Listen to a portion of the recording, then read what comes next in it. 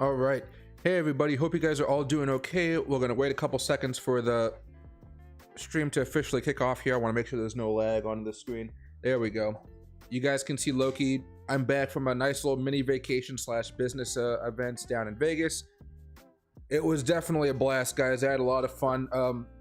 Loki. Hello, Loki. Loki missed me a lot when I saw him last night, and he had a very good time. I'm going to making sure he's not going to jump on me again. But today we're going to be, as soon as I look away. Today we're going to be looking at Dogecoin, Bitcoin, what's going on with Twitter, some of the jokes going around, about what happened at Twitter. I saw a funny little joke that was played on CNBC today. I thought that was pretty funny. And on top of that, we'll be talking about some of the innovations I saw over at Money 2020. It was a pretty lively event. I was, I'm not used to going to some of these larger conventions, but there was a lot of people there, and I learned a lot of crazy stuff that was happening in this new environment. And just so you guys know, make sure my volume is working. Yeah, there's a lot of blockchain activity happening in the fintech and banking world. It's getting pretty crazy. I don't think people are really talking about it so much, but there's a lot of activity. Let's just leave it there, and we'll talk about it more in detail over the next few hours here. This will be a longer stream.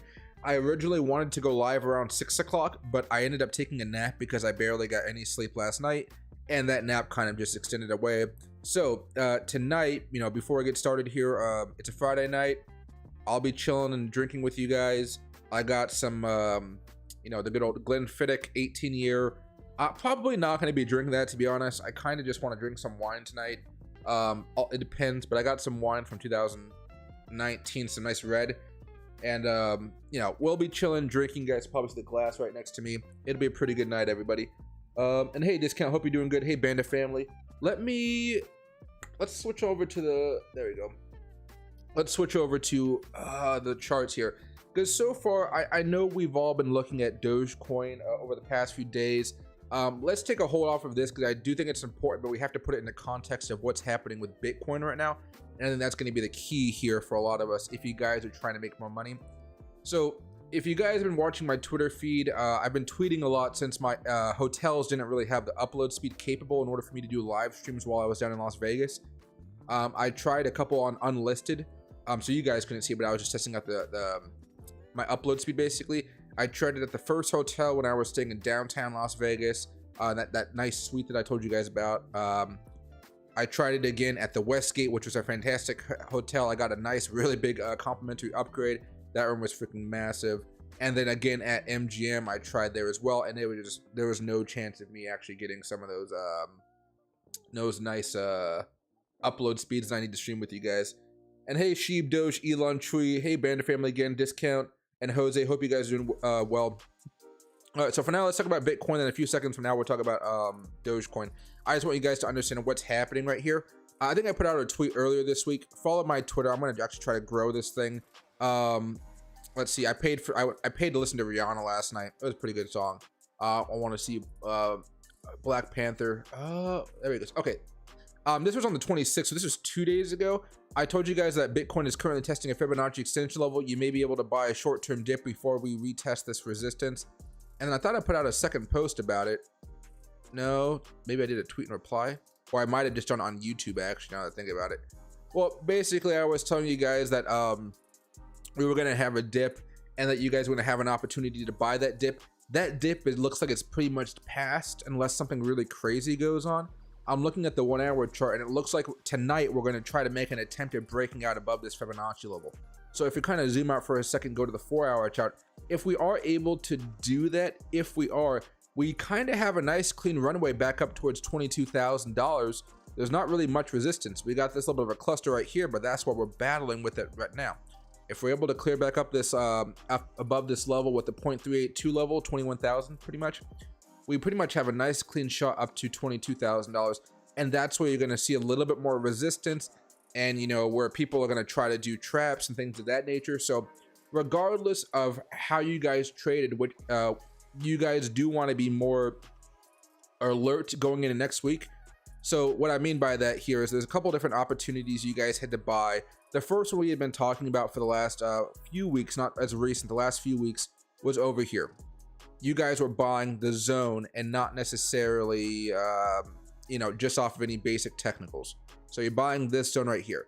And it was basically, if we managed to dip under $19,000, Bitcoin was a buy, and you would have that stop loss somewhere around $18,000, or if you wanted to be a little bit more skittish, 18,500. Okay. Now, if you guys bought down there, you guys have already scaled out a little bit so far. Not a lot, but you guys have scaled out some by now, most likely.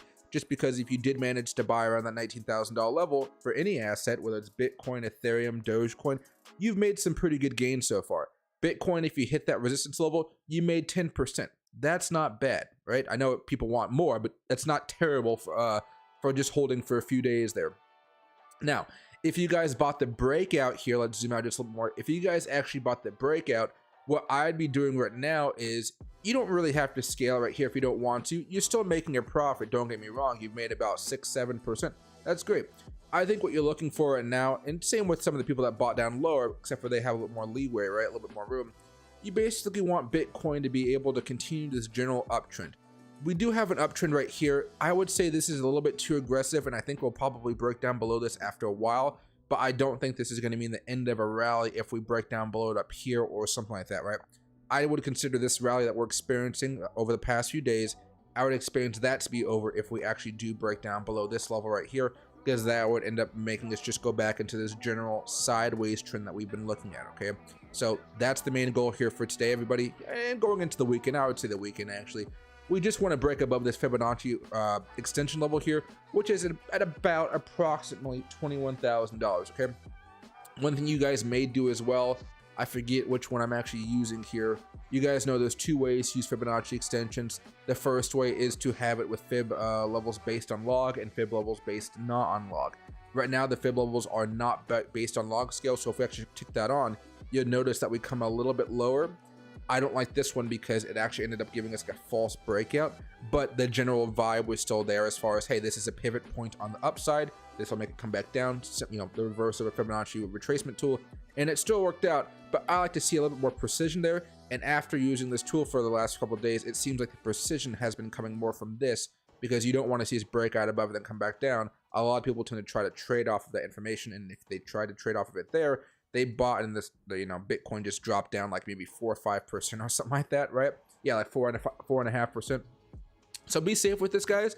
But if you guys have taken the opportunity to buy a little bit, you guys are pretty happy with your results. So that's kind of nuts and bolts of what's going on with Bitcoin. We want to see it break out above this 21,000 resistance or Fibonacci extension.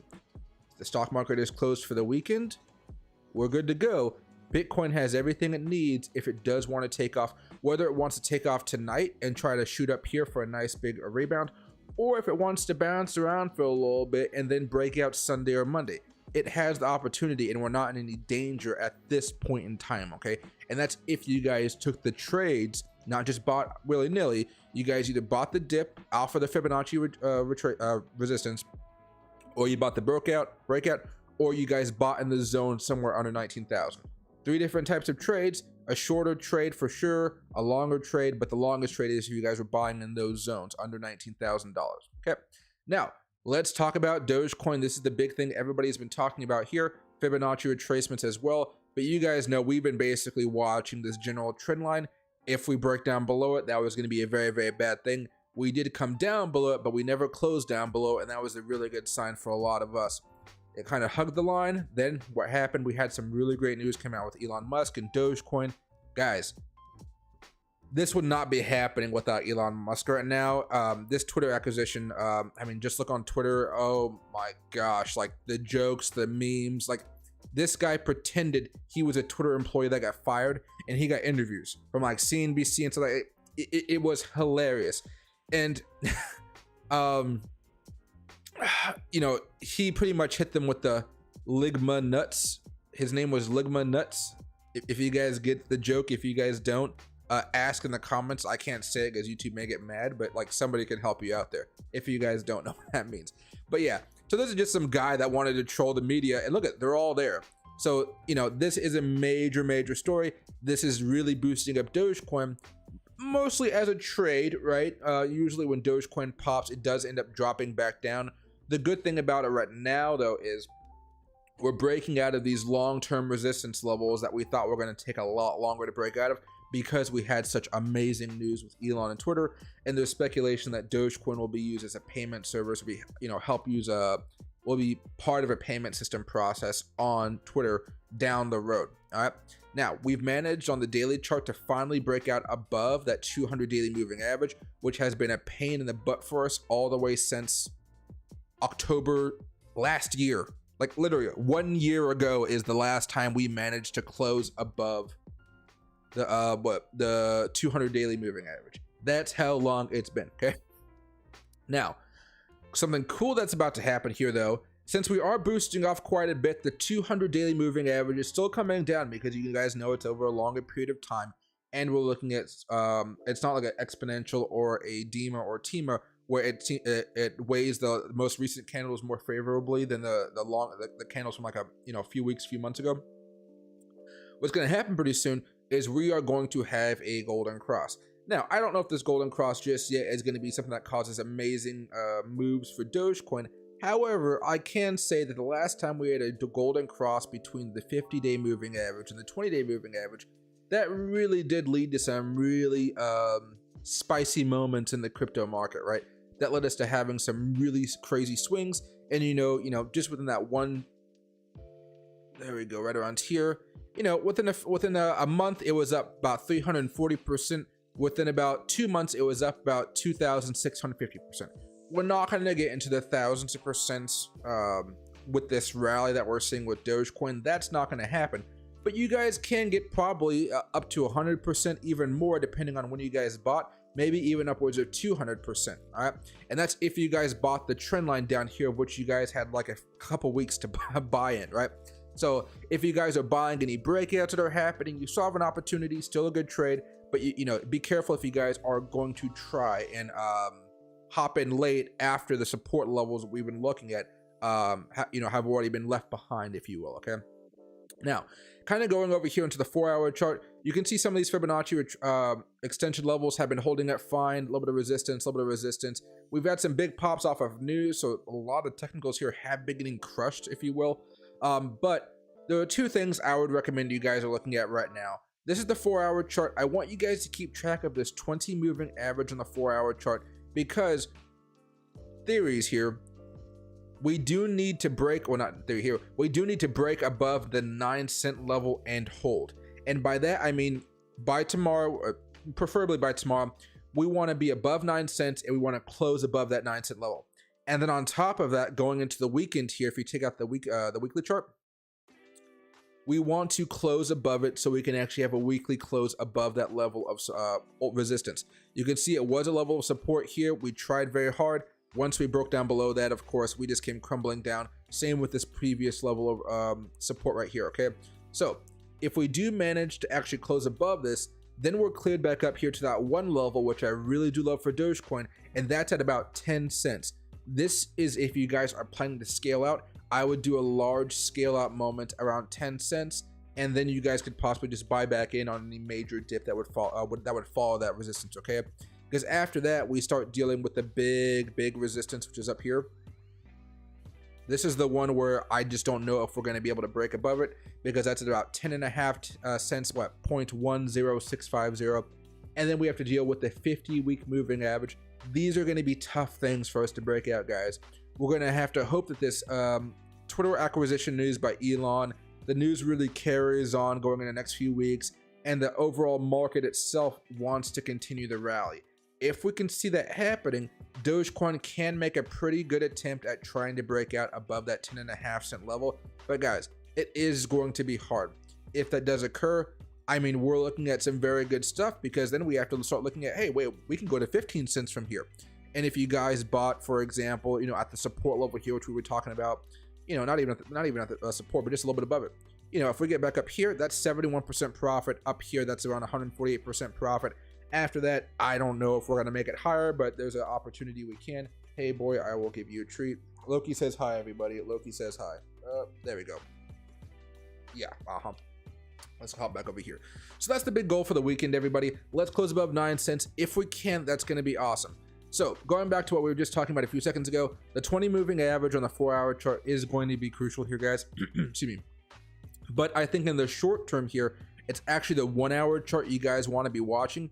We're slowly gliding over this 20 moving average on the 1-hour chart. You can see we broke down it below before, and you know, it took us a little bit of time, a few hours to get back above it. That was a buying opportunity, if you will. And since then, we've pretty much been staying above it here, guys. We haven't had too much trouble here. I really want to see that over the next like 3-4 hours, we're going to have to try to make a push to break out above this 9-cent level. If we are unable to, we're most likely going to break down at least until about 8 cents, maybe even going back down to 7.5 cents, okay? And that's fine. You know, that still takes us back into this territory where we're still above the 20 moving average on the 4-hour chart. But, you know, we want to be able to bounce off of this when the time comes, okay? So keep an eye on Dogecoin. It is going to be very, very critical, and I do mean critical, that we want to make an attempt over the next few hours here. The good thing going on at this moment in time as well, we just kind of talked about Bitcoin. Bitcoin's also making a push for its own Fibonacci extension level here. So we may have an opportunity for a nice solid boom. And with the new daily candles, you know, for all these crypto coins, they started up the new day about 2 hours and 42 minutes ago. You know, Bitcoin's up about 148 points, or just about 0.71%. Dogecoin is already up about 3%. So Dogecoin is on fire even now, and we're just waiting for it to make that final push, which should come as a pretty robust, quick move. Don't try to time it.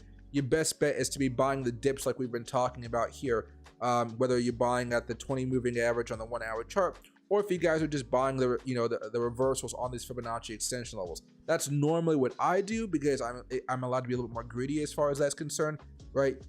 Retracement, nice little buying opportunity here. And you're normally looking for a previous level of support. So, you know, support here, you'd buy somewhere around there, and you'd also be looking at some of those moving averages as well.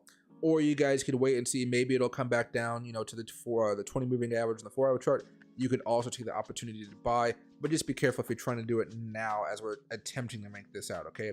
Otherwise, you guys could always trade the breakout, which is going to be fun if it does happen sometime tonight.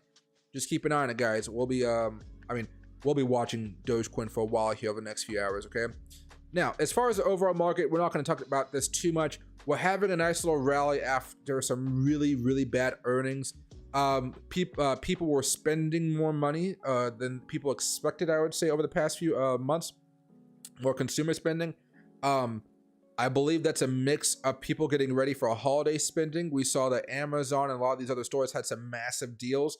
I think that's what's really contributing to this. I don't think it's necessarily like we're not heading into a recession. Oh my gosh, the bear market's over. I don't believe that's what's happening here, but we are having a pretty solid rally right now, and we'll have to see how far that extends, and just understand that Jerome Powell is going to be coming out next month, and he's going to be hitting us with that nice dose of reality. That's probably not going to be for the best for us, but there's always an opportunity for him to pivot or at least pause, halt. If he does either one of those, the market will boom going into close of the year. And then once we start having those worse economic data, as people start getting laid off and such, you know, this poor guidance that we've been seeing, that's most likely when you guys are going to feel the true bottom of the market. But, you know, just because the bottom of the market may not happen until next year, it doesn't mean you guys shouldn't be dollar cost averaging and still adding to your positions. I just bought a load of Amazon last night, like at $90. You know, bought like a little chunk of it, and now I'm just going to continue to dollar cost averaging. I bought a lot of Facebook. I know Facebook's in a lot of trouble with Zuckerberg, but guys, just put it into perspective. Whenever you guys are looking at these charts, I am very heavily buying right now. Not heavily. I'm very heavily dollar cost averaging right now, which means I'm probably spending about you know, out of my portfolio, probably anywhere from like $500 to like $1,000 a week, depending on how low the market goes. And I'm, you know, just buying stuff up. You guys know how I feel about oil stocks. Guess what? Oil's still doing fantastic. I'm still holding it. Although Cramer said that he thought oil was going to do fantastic over the next few weeks, that really gets me afraid that my oil companies won't do as good, right? Even my PXD, which I really do love, it's actually down 3% today. Now, it doesn't mean I'm going to be selling it because it has that lovely 9.5% or 10% dividend. But, you know, Jim Cramer he's been freaking me out a little bit. The Inverse Cramer Fund is on fire right now. If you guys didn't catch it, he was like crying on CNBC, which I kind of felt bad for the guy, but I think it was crocodile tears. He he told everybody to buy Meta time and time and time again since like $400, and like it finally just went poof and capitulated. He lost a lot of people a lot of money that believe in his trades. Don't believe Kramer, guys. The guy he's good in a bull market when everything's going up, just like most influencers out there. You know, ooh, buy this, it'll go, buy this. Yeah, because it's a bull market, everything's going up. But when it comes to being picky and doing the due diligence, it just doesn't seem like he's doing it, because I think he's living up to the you know, he's believing the hype about him. Right? Remember, this guy makes about $5 million a year working for CNBC, all of his side businesses. He makes a lot of money. He doesn't really take the time to do some due diligence. So be careful if you guys are going to be looking at Kramer. It's you know, oh gosh, the saga with that thing is just going crazy now. But yeah, he's really underperforming the entire market. Yeah, so just be careful, guys. Listen to Kramer. Do your own due diligence. I think most of you guys could have saw that a lot of these tech stocks were kind of overinflated, and yeah, they didn't need to be bought up like that, like crazy, like he wanted people to do. But okay, everybody, let me hop out of the stock portion of this right now. Let's go over here to coinmarketcap.com. I want you guys to understand that over the last few, you know, after the last few 60 days, 70 days, whatever you want to call it, we haven't moved around too much. I just want to point this out to you guys. Bitcoin over the last 60 days is only up 2%. So if you bought 60 days ago, you're only up 2%. Most of what we're doing right now, guys, over the next few weeks, I believe is going to be some nice trades, but I don't think we've actually found the bottom of the market just yet. Some caveats may be if good news continues to come out with Dogecoin, you know, maybe there's an announcement about Dogecoin on Twitter, that could actually cause Dogecoin to leave the rest of the market behind, even in bear market scenarios where people are like heavily buying into it, right? Excuse me. But you know, Ethereum over the last 60 days is only up about 1.68%, right? Tether, I'm not talking about that. BNB only up about 3.5%. XRP at 42. That's because it had a lagging effect, but still, that's a good news for us. They're almost on with the lawsuit. ADA is actually down 10% in the last 60 days. Unlike a lot of other stuff, this is actually down here. Solana breaking even. Dogecoin up 35% off of the move we saw today and yesterday. Matic up 15. DOT down 9. SHIB, after still booming up this week 20%, it's still down 5% over the last 60 days. So I want you guys just to understand that. And if you guys probably would want to do this as well, you guys would probably add on the 90-day here as well. There you go. Well, let me stretch it. Oh gosh, I hate one. I don't like how it does this. Okay. There you go. And see, over the last 90 days, Bitcoin is still down. Ethereum is still down. BNB up a little bit. XRP up a little bit. Binance, ADA is down 24% over the last 90 days. Dogecoin is up 22%. But most assets are still down here. I want you guys to understand that. And there have been some winners like Quant and Toncoin? Maybe that's how we pronounce it. Up 75%.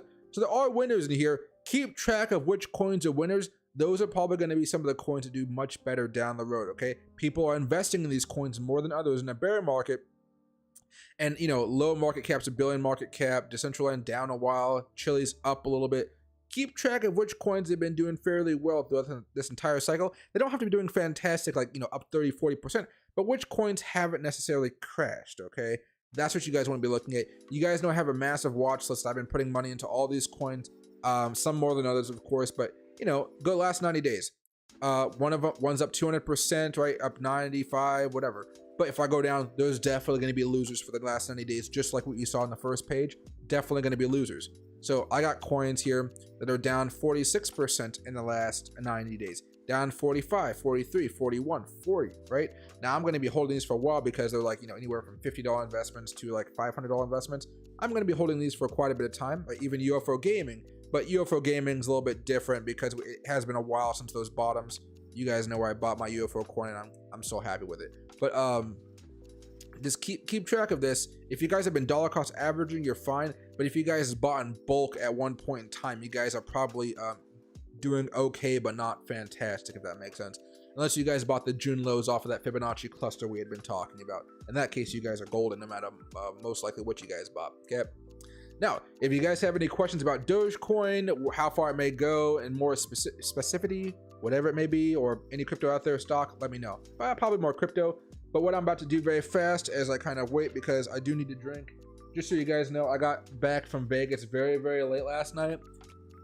And it was horrible trying to get home. Getting to the airport, very, very nice. I got I spent like $600 on Ubers within that few week period of time because I was just getting driven around in Suburbans, which I love down in Vegas. But what ended up happening was I got to the airport, went through the first class line for security, everything was fine. I went to my gate, I waited at my gate for the plane to get there later on at night. And, you know, basically what happened here, guys, is the plane arrives and all of a sudden all the employees are looking at the plane. And I'm like, what the heck is going on here? Why are people looking at the plane? Like, you know, we're about to start boarding here any second. And it turns out one of the plane wheels actually had like fallen apart on landing, so they had to replace the tire. So instead of my flight leaving at I don't know what time my flight was supposed to get there by, like 9 o'clock. Instead of it leaving by like instead of it leaving by like 8:30 or something like that, it ended up leaving around like 10 o'clock. And before we took off, we were about to take off. We got from the gate. The jetway kind of, you know, left the plane. We were backing up. We were going towards the runway. There was a belligerent drunk person on the plane. So right before we took off, they had to come back to the gate. And you don't get wine. We went back to that. We had to go back to the gate and drop off the drunk guy and his girlfriend. So it was just, and then, you know, finally was able to get back home. But yeah, that's why I'm just like, it's been a long day. How do I do this thing? Come on. Work smarter, not harder, I guess is the term. Oh yeah, it even lights up for you. Look at that little bit of a light. All right, put that in there. I probably should have taken the foil off first, but I don't care too much about it. It's fine. But yeah, so that's what I've been doing over the past few days. There are a few big announcements I'll talk about here kind of randomly about stuff I have learned. I made a lot of contacts. I made some connections with a company called TradeZing. They're going to try to make a YouTube, like big funding behind it, basically.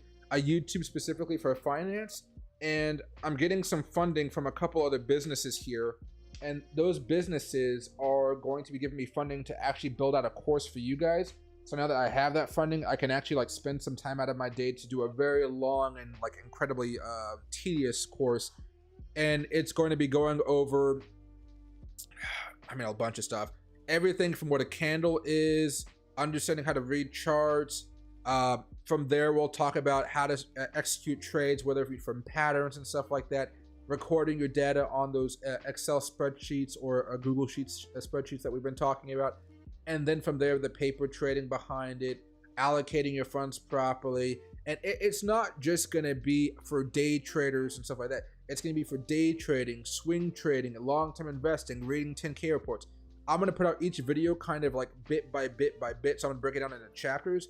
But at the end of it all, I will have a monster course that hopefully, whether you're like 17 years old in high school, 16 years old, or 25 right out of college, or 18 years old, or 30, or 40, or 50, or 60, 70, you guys can watch this course and understand how to trade the markets, whether you guys want to go for day trading, swing trading, or long-term investing. So that's the goal here. It is going to probably take me a full year to complete, but I'm going to really start planning everything out now. First video should start coming out in January, and these will be the very basics, but these videos are going to be basic, but at the same time, they're going to be telling you stuff that you guys don't know, that you guys probably should know about the basic level of candles, investing, and things like that, okay?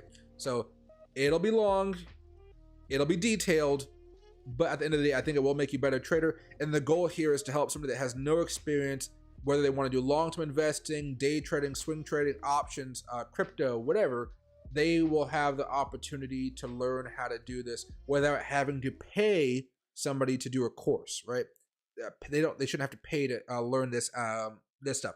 To be honest, I think a lot of the savings aspects of this, like the basics of like, saving money, how to budget properly, a lot of this should probably be taught in public schools, really, but it's not. So, somebody has to do it.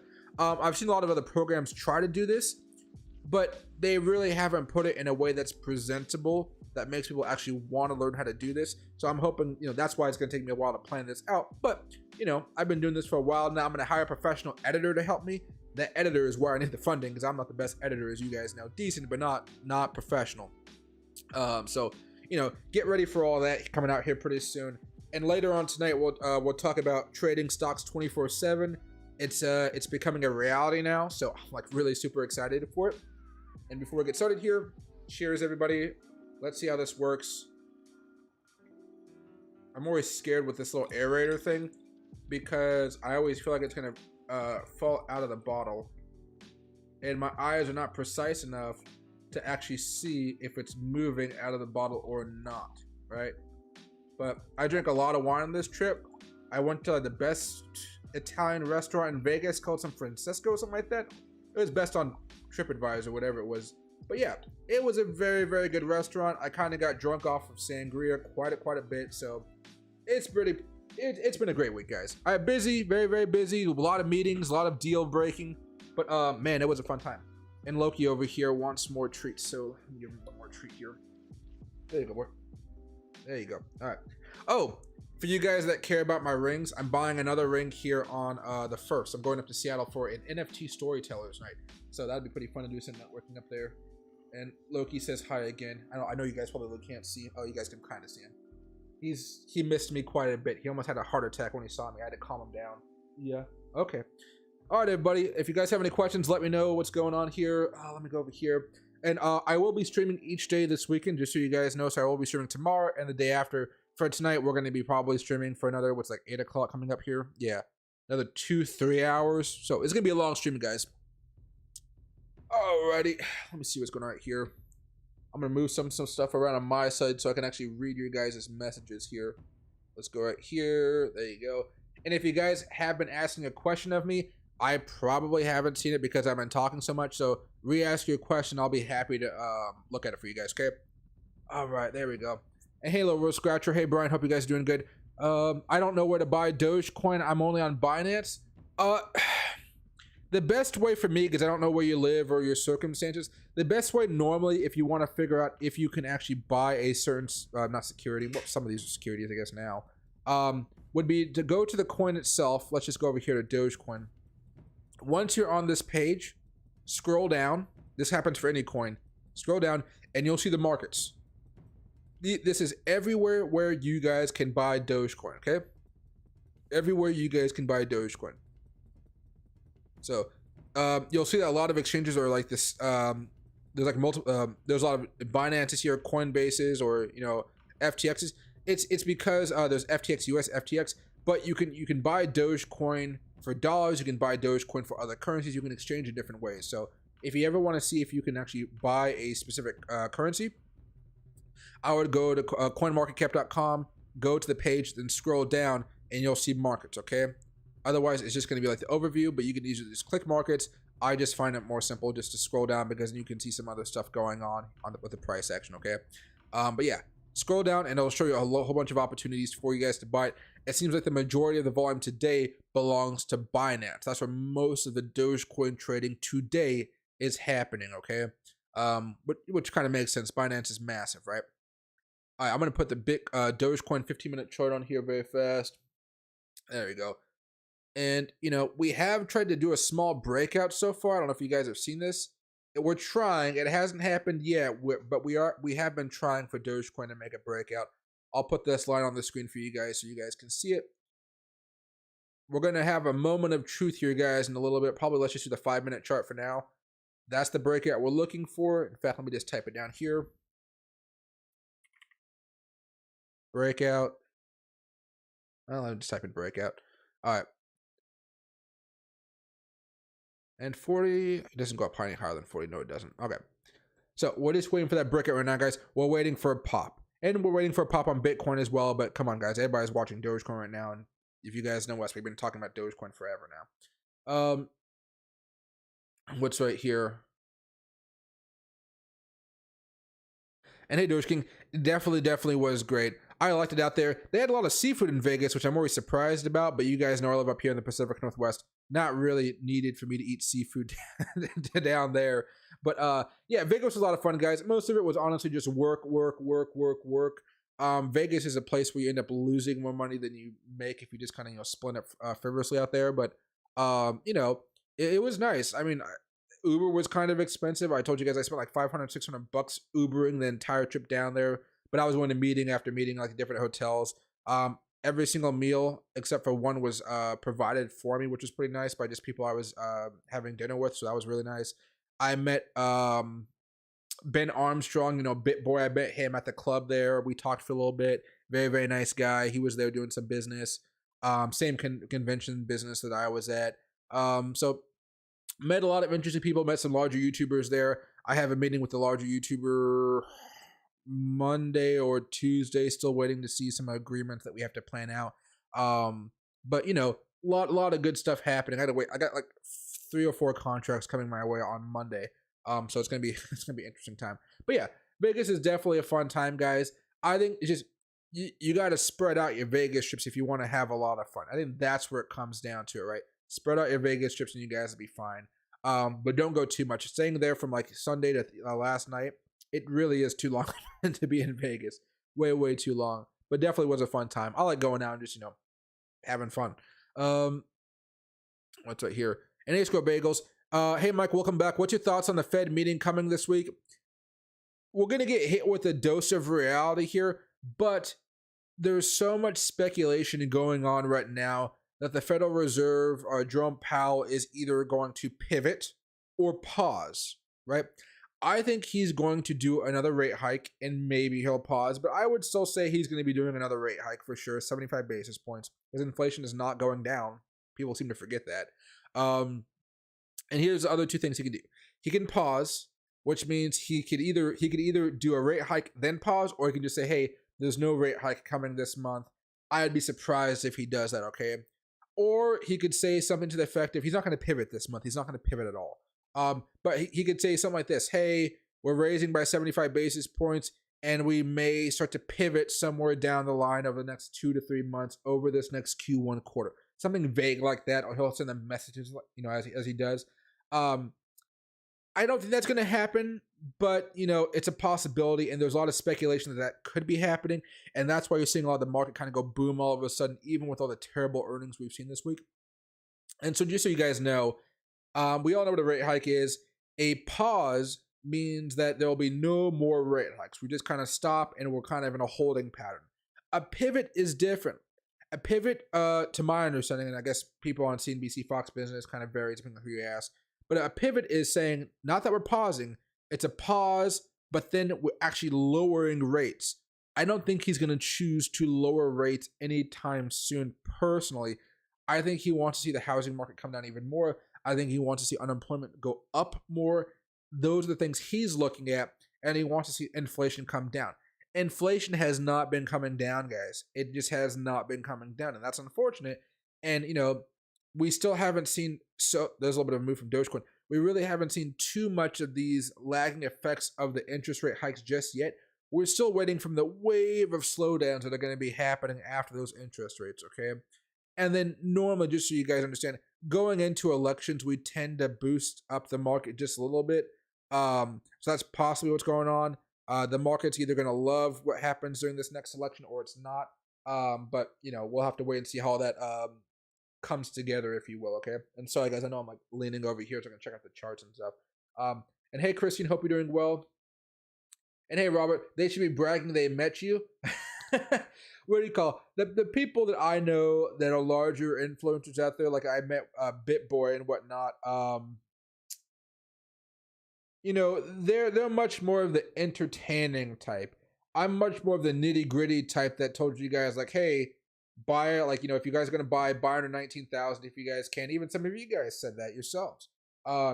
Breakout, buy. If you guys bought the breakout, you're fine. Buy Dogecoin at the support levels if you guys wanted to buy it. If you guys haven't bought it before, and then on top of that, some of the more, I like to dive into the deep stuff that nobody really wants to talk about, but I try to put it into a way that you guys can understand.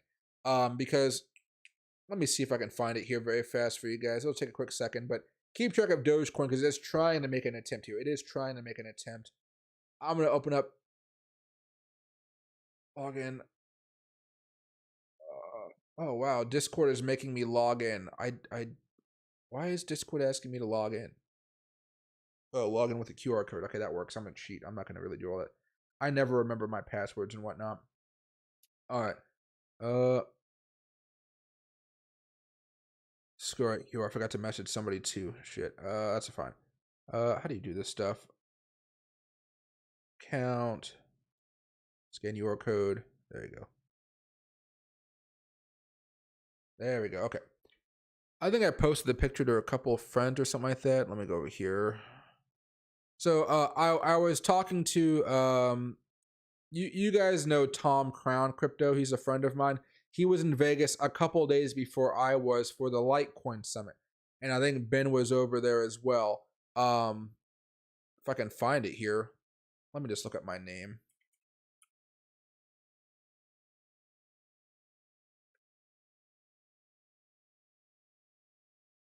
There you go. Okay. Searching.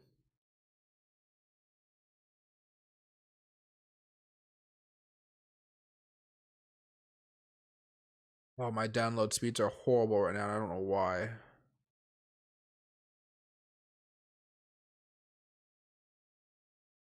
At the club. Okay, there we go. There you go. It was a pretty fun event. It was more of a corporate event, so don't expect to see like the partying out. And Bitcoin's gonna, Dogecoin's gonna try to break out here again, guys. Let's keep a track of this. But basically, imagine a whole bunch of corporate guys, like engineers, CEOs, big dogs in the company realm of Google, Apple, fintech discovery. Bitstamp was there. Yield Street, a lot of people. Just imagine them networking and having a lot of fun. And there's the pop we've been looking for right there. Let's head over to the 1 minute chart for Dogecoin. This is the breakout we're looking for. I'll show you the pick. And yeah, there you go. Here we go. Trying to push up a little bit. Trying to. Remember, guys, we're looking to break out above this level, hold, which is at about 0.088, right? And we're also looking to hold above this level, 0.0892. I would really just crack it down to saying, hey, we want to break out above the 9-cent level and hold. That's easy for you guys to understand, and that's something I'd be looking forward to as well. But that's really the level we want to break out above, okay? And remember, this is that first level of resistance after the breakout that we really want to see. And guys, we did have a nice little breakout here. All right, now watch this closely. Let me see if I can find this photo for you guys. Images, sources, images. I got my glasses on, so it doesn't really ever look good when I wear glasses and have a flash in my face. But who cares? I was like 5 whiskey things in here at this point. There you go. See, there's me and BitBoy. You guys know he's fine, but you know what I mean. He's had some issues in the past, I would say, but still seems to be a very nice individual, and in person he was a very, very nice guy. So, but you can literally see all corporate stuff going on in the background. It's all just corporate. So you can't expect anybody to be having a bunch of like crazy times out there. Although later on that night I went to a different club. That was much crazier. But that club that we were at was nice because all the booze was comped. Like everything I drank there was all free. And I mean like everything. It was quite a bit. But what do you call fun time? Let's see. NAGT, glad you made it back safely. Evening streams are missed. Guys, I was so mad. I didn't even think about how bad the Wi-Fi would be in Vegas or how bad the upload speeds would be. My upload speeds were like 2 or 3 megabytes per second. It was horrible. But now streaming in 6K for you guys or 4K for you guys right now, I have about like access to 40 or 50, normally about 40. It was like 1, 2. It was so sad. I was like, okay, whatever. I'm not going to do it. And hey, Miss K, happy to see you back. Happy to see you back. Hope you're doing well. Can you look at BGB? Is it a good spot to buy back in some of my short position that I sold at 22 cents? Maybe go lower. What I would say, particularly for BGB here, is I would like to see it come down a little bit lower. However, if you're doing the small trades where you sell in the spike and you're just buying it back lower, I would already start dollar cost averaging back in there. And yeah, you could wait a little bit longer, might work out in your favor. But me with BGB, as far as how my strategy is, as long as at the end of the day I walk away with even more BGB, I am happy with it. So we'll take a quick second to look at this. In fact, let me just open up a whole new screen so we can just go back and forth pretty easily here. Let's go over to the tutorials page. And let me just pop up BGB for you very fast here. So you saw it spike back up. It's come back down a little bit more. It's been fantastic since that drop all the way down here at 10 cents. It's pretty much doubled here. You know, we bought it way back over here on like 6 cents. So, you know, long term, it's been working out in our benefit here. However, you know, oh, I guess it's kind of weird here. I got the dotted line on. I don't need the dotted line. There you go. We do have this journal uptrend here. We're close to it. We have an opportunity to bounce pretty soon, okay? We have the opportunity to bounce. We have yet to close down below this on the daily, even though we've come close. We did break down below it, but we never closed down below it. So we are close. I would say this seems like a good as place as any to start buying back in. But yeah, if you wanted to wait a little bit and see if it actually do break down, you can also do that as well. I'd be happy if you sold up here above 22 cents to be buying back down here, because at the end of the day, let's say you sold at 22 cents. You know, back, you're saving 11%. You get 11% more tokens than you had just a few days ago, right? But I think at the end of the day, we both know we're just going to be holding this for a long period of time. But I wish it had, you know, I wish it went all the way back in time to when we bought it way down here. But you know, this is an okay spot if you do want to be buying into it. And one last thing here, you know, I tried to do some trend lines on this before. You know, that's probably going to be your best bet right here. Maybe if it comes down this far. But you know, it's an if at this point. So if you're afraid that it might take off, like, and leave you behind, you could buy right now for sure, or you could just wait it off a little bit. I'd probably do a mix. I'd buy back some, and I'd wait a little bit to see if we actually do break down. But you know that BGB has been kind of rocketing over the last few months. And regardless if you guys bought it back over here around 15 cents, the dip at 10 cents up here on the grind, or if you bought it like, you know, way back, like when me and Monica did it back at 6 cents, this is still a low market coin. It's only like at $100 million ish market cap, so it definitely has a long way to go. So regardless of where you're buying it, it's not going to make too much of a deal if you're planning on holding it for the long term. Okay. Now, going back over here to Dogecoin, you can see we still got rejected off of that level of resistance here. That's going to be a pain, guys. This is going to be a hard thing for us to deal with, a very hard thing. But, you know, go back to the 4-hour chart. We're still just in this testing phase. We still have another 46 minutes. Let's see what happens. But go back over here to the 15-minute chart. There you go. We want to close above this over the next 1 minute and 41 seconds. That would give us a subtle boost, but that's something we really do want to be seeing, guys. We want to see that happen. 5 minute, fine, cool. The 1 minute, fine, cool.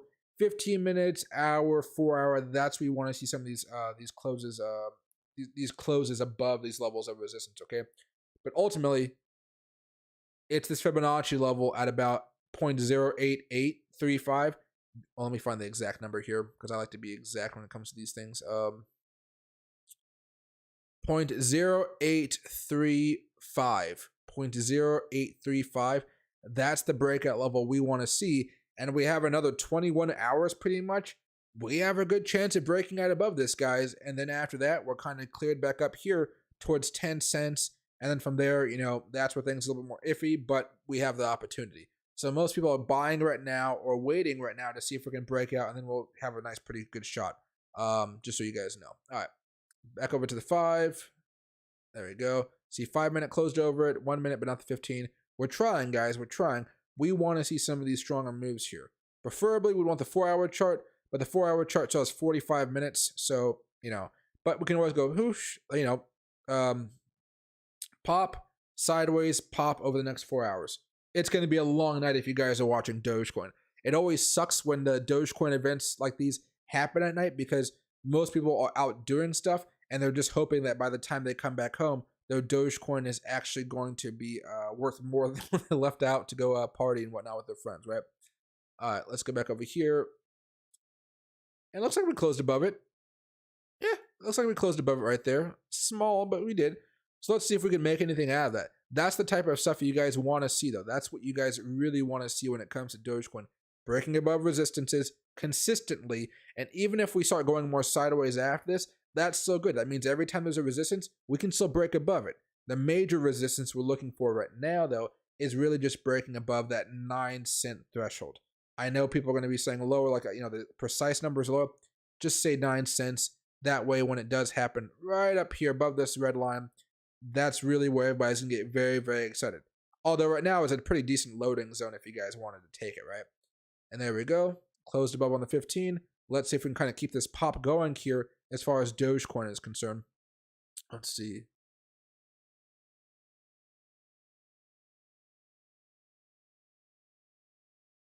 And then Monica, how long do you tend to keep your dividend plays? Probably until sometime middle of next year. All right. So for some of my more pickier plays, like some of the oil ones, probably until middle of next year. But the majority of the dividend plays that I'm buying, as long as it's not like really crazy high up there, like oil and energy, I'm going to be holding them for a couple of years at least. So just so you guys could see this very fast, let me go over here to Finviz. So what I would say for like the real estate ones I'm buying, those are going to be things that I hold on for next year. Sorry for the bright light, guys. Let's just go over here to all. Let's go to market cap. Let's go to over 2 billion. Let's go to price over $10. Dividend yield high above 5%. Country United States. Oh, we don't have to do country United States for this one. And then you just want to see the average volume pretty much over like 300,000. Okay. From here, I have about 134 stocks to check out. Not a lot, but it's a good amount. And it doesn't take too long. You go over here to, I'm going to basic, I guess. RB Reality Trust. I'm dollar cost averaging this right now. I've been doing it for a while, since the June lows. Maybe I should have sold since I bought low. Maybe I should have sold them for a nice trade. But it's 11% dividends, 6.5% right here for American Eagle Outfitters. These are the stuff I'm looking at, okay? American Eagle, a small position only because it is retail, and retail should get really bad going into next year. However, Antero Midstream Corporation, I already have that, but that's oil. That's something completely different. Not as much going into that company, though. 8% for Artisan Partners Asset Management. A little bit here, not much. I don't own Apple, or no, APLE was Apple Hospitality. I don't own that at all. Mostly because it's just, see that range? It's better to trade that sucker than buy into it. I don't have anything from Canada. Do I have this? No, I don't, but it has taken off. But you guys can see some really decent plays. If you guys want to have shorter term dividend plays, you look use some of these methods, and it should work out fairly well for you. But for the majority, oh, there we go. We took a little bit of a dip now. Depends on the asset. So with stuff like oil, some of the oil that I'm holding, plays I'm holding, I'm going to be holding those for a couple years, 3-4 years at most. But then there are going to be other things out there, hey boy, where, they've spiked up so much, even though the dividends would be nice, I would make more profit by selling at these very, very high levels than I would be of holding the dividends, if that makes sense, right? Now that's for my personal trading accounts. For my retirement accounts, I'm holding oil for quite a bit of time, and those dividends are just sucking in, and that's decades out. I'm going to be holding these plays out. Oil does a very, very good job of making me money, and I'm going to hold a lot of assets in oil and energy because they do make a lot of money, and they consistently, right? Let's see. And hey, Travis, happy to see you back. Oh, what's right here?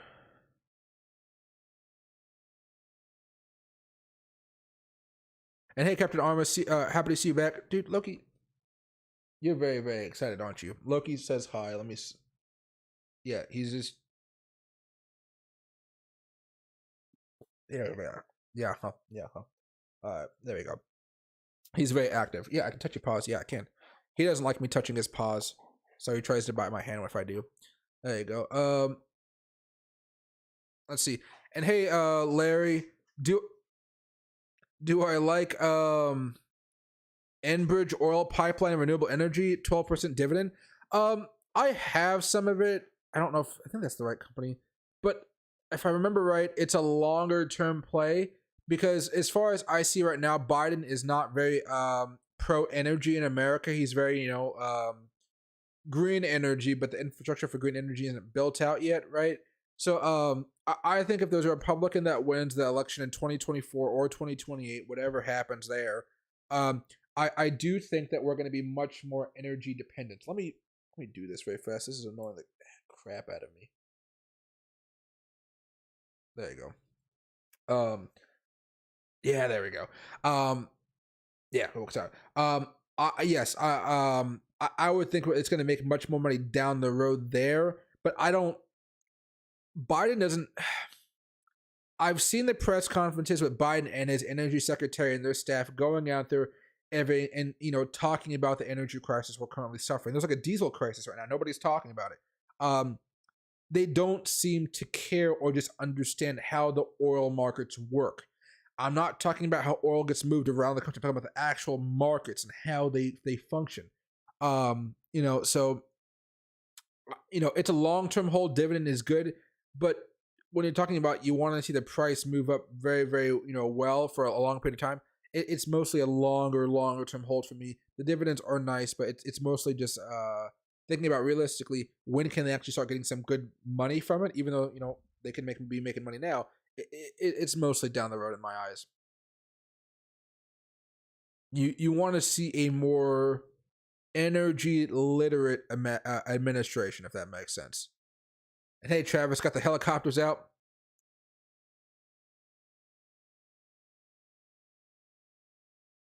And hey, LaGrosso, happy to see you back, man. Did you go over your thoughts on Bitcoin yet? Sorry, catch this. Yeah, go to the very beginning of the video and you'll see it. It's very, very simple right now. We got rejected off of that Fibonacci extension level I posted on Twitter. We're currently trying to retest it and hopefully pretty soon going into this weekend, we can break above it.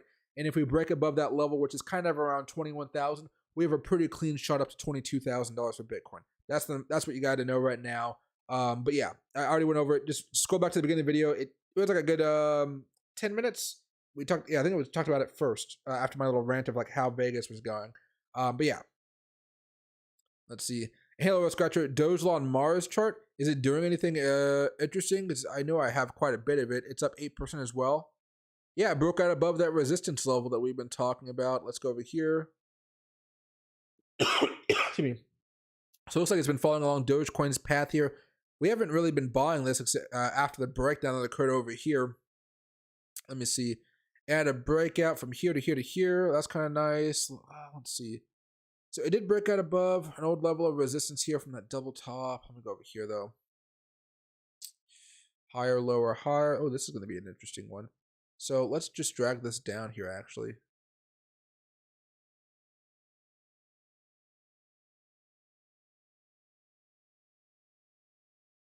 Does that show something? Okay, that does show something right there. Let me do one more thing here. Let's drag this over to the side. Ooh, okay. So both of these are kind of relevant here. So we can go off of this one first, I would say. So we are testing out this, what is this? The point, I'm not going to tell all those zeros, but 3139 level, and we are breaking above it right now on the 15-minute chart. That's a good thing. 4-hour chart looks solid still. Now let's go back over here very fast. Change it up a little bit. We've already broken above that one. Let's go to 15-minute chart. You may see that next level of resistance being somewhere up here around this 3233 level. It still seems like a good hold to me, but I mean, you guys know I've been dollar cost averaging this for a while. It fits the characteristics of a meme coin that can go parabolic down the road with a low market cap, low price, under a penny, of course, as you guys can see. And on top of that, it has, now we're just waiting for it to hit multiple exchanges, like a Robinhood or something like that, right? But yeah, this still seems like it's doing well. Careful if you're going to chase this, though. If you're going to buy, honestly, guys, we'll probably have a little bit of a rally. Who knows how long that'll last. But whether it goes up here or just goes right here, it should stagnate for a little bit. And you guys want to be buying those buys, those dips right there, and hope that can reverse, and go up to those new, not new highs, but pretty relatively new highs, right? That's what you're going to be looking at right now. Be careful if you guys are going to try to hop on the train right now. You guys can, but it is just going to be a bit more risky here. It's up 9.5%. It's even up more than Dogecoin. But if you go over here to Dogecoin Mars, Mars. Oh, really? Doesn't just show up your shopping Mars? There must be more coins now. Wow, there's a lot more Doge stuff now. Yeah, you'll see that it only has like $170 million market cap. It was way lower a few days ago, as you guys know. Market cap, yeah. A few days ago, it was only 146. Now it's all the way up here to 171. But just go back a month ago, right? All the way down to 130. Dollar cost averaging is something that I'd be saying for this one. But you guys know I've already been dollar cost averaging. I'll probably scale out a good amount of my Dogecoin Mars on one of these pumps and then just buy back even more because I'll want a pretty nice discount.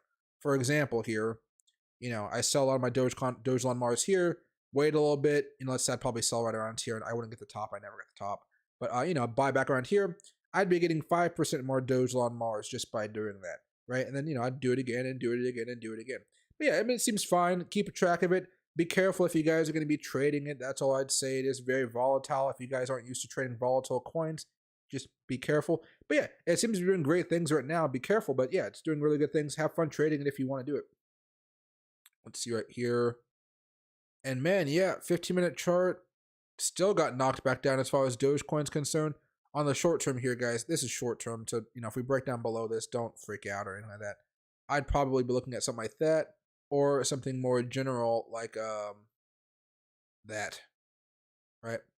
More general, but let's kind of put a couple of these on here right now. I wish that wasn't there. Otherwise, we could do something like that, but it would be breaking some of the rules there. There we go. Now that we messed that up a little bit, we don't really need this resistance level up here. We really don't. I'll get rid of it for now. If I can see what I'm doing. There we go. Okay. We'll keep track of it here, but let's go back over to the 5 so we can kind of watch a little bit more stuff happen on the 5-minute chart, right? Oh, man, shucks. Let's do this right here. There we go. Okay.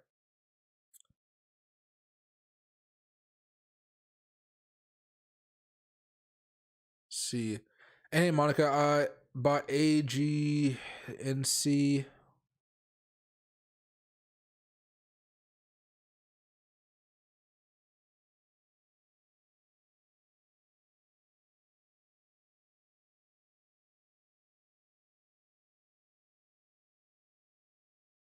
Alright, let's see.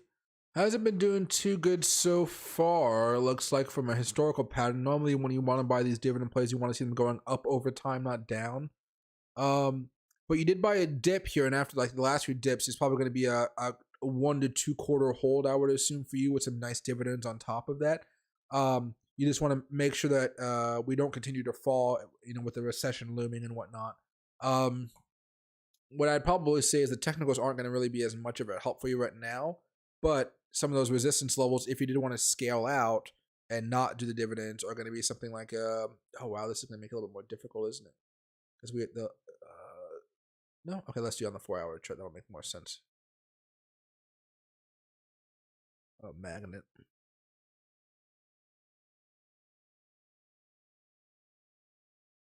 Is that it, or is that it? 831, 834. No, it's that one, yeah. Let's see. I've been working a little bit, looking. Okay. Yeah. If you're looking to scale out in the short term, that a good price target for you would be somewhere between 865 and up here between 963. Now, you talked about long-term dividends. For that, you're really going to be looking at the chart like this, just a little bit for your buying opportunity, which was good because you said you bought in the dip. But when you go over here, go over to FinViz, you got to start going into their data and seeing what they're doing, right? So they're not making money. That's not a good sign. You want to see a good cash flow here. You want to see that they're making profit. If they're making profit, they're not going to have to do offerings. People will still be willing to buy into it, even if the market is going down. As long as they're making money and they're established, you're going to find pretty good opportunities there. So not much selling off except for last year, so that's kind of good.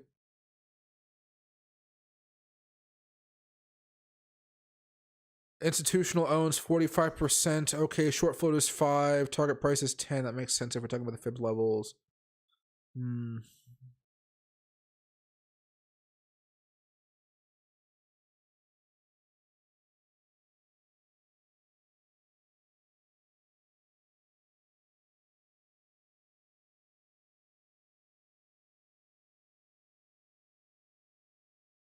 They just had results a few days ago. Okay. Dividend of 12 cents per common share. So for every share you had, you would have got 12 cents. So if you're looking at dividends, however many shares you have, add 12 cents for each share, and that's what you're going to be looking at. I would say it's okay, but I'd prefer for the company to be making revenue and not losing revenue. I know the market's not good, but there are institutions out there that are still making money during this time, and those are the ones I'm more heavily invested in. So it looks fine. I'd probably treat it more as a longer-term swing trade play than just a dividends play, but it seems fine to me at this point in time.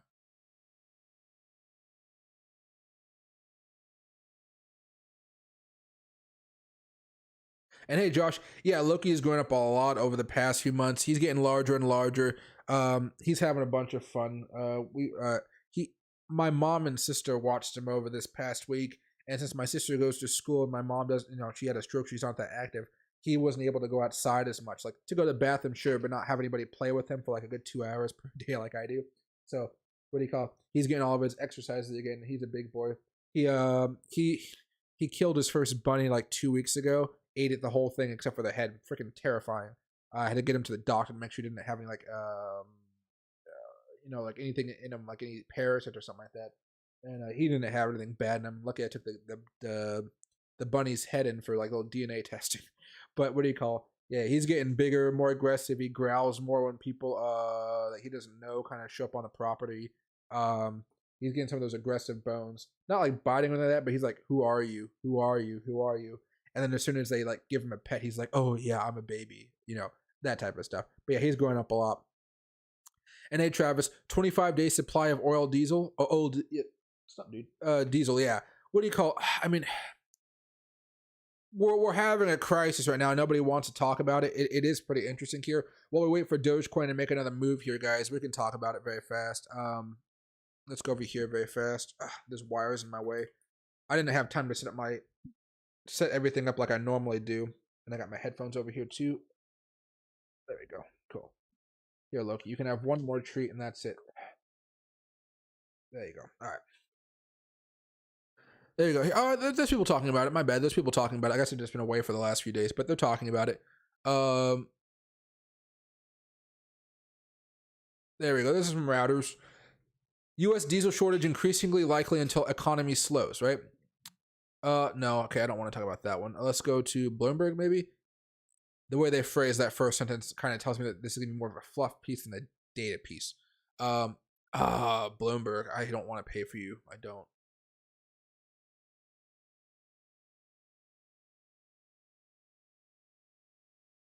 Okay, Fox, it looks like Fox Business. Okay, yeah. All right.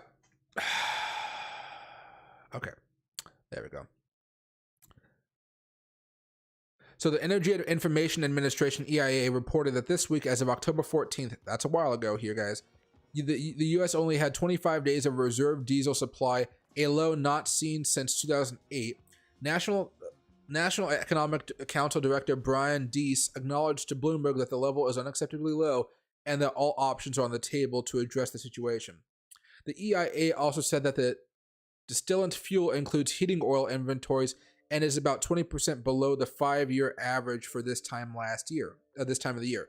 But areas in the Northeast are already rationing heating oil as temperature drops, driving concerns that energy costs will surge further. All right, so basically here, there's a problem. I haven't heard any solution to fix the problem yet. Let me go over to news very fast. News. Oh, I misspelled diesel. Isn't that my luck? No, I didn't. Okay, sorry. All right. Tools. Past week. All right. Gas prices down again. Diesel higher. I don't know much about these news sources, but I mean, I think it'd be okay to check one of these out. Oh, no, okay. See, like, that's not even a story. Here we go. Okay. So NACS, I don't know what it is, but it says Advancing Convenience and Fuel Retailing. So yeah, something small. Not many people would probably read this, but it seems like it's a little bit more interesting than the other one. So the U.S. has a 25-day supply of diesel as the nation stockpiles. Okay, no, this is pretty much the same as what we looked at here. Keeping, yeah. Oh, okay. So this is interesting.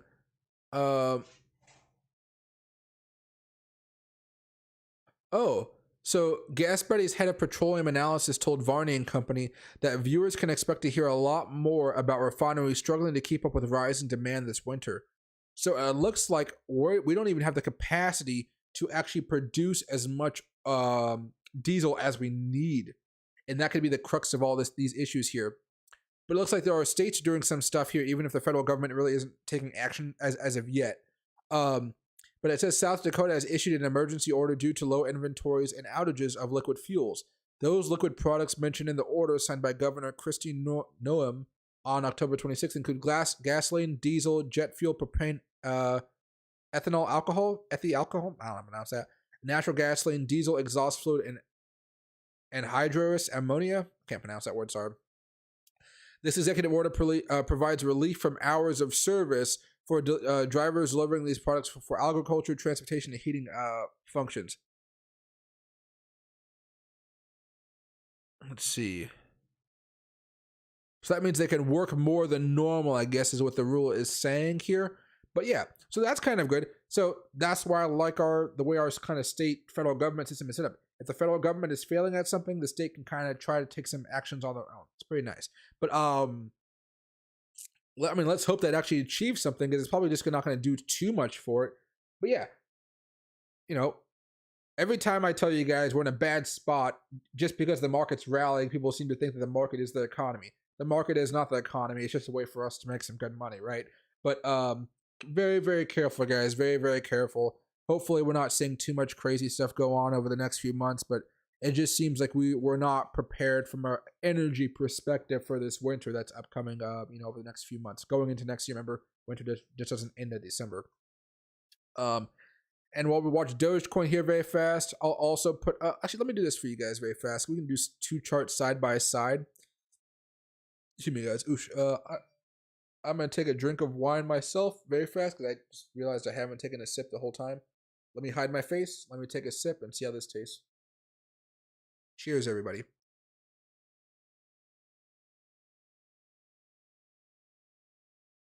Not bad, not bad. Okay, what I'm going to do here is do a split screen for you guys.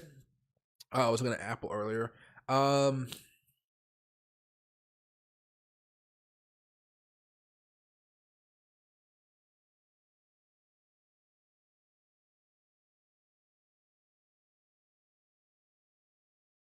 Let's get that up. Let's go over here. Let's go red.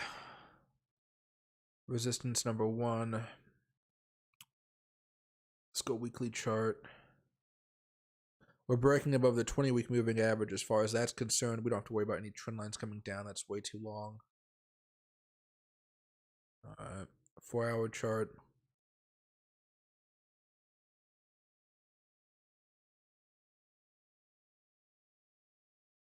Oh, high, low. Okay, let me just do this then. Last thing, and then we'll kind of have both of them side by side so we can kind of keep track of what's going on here.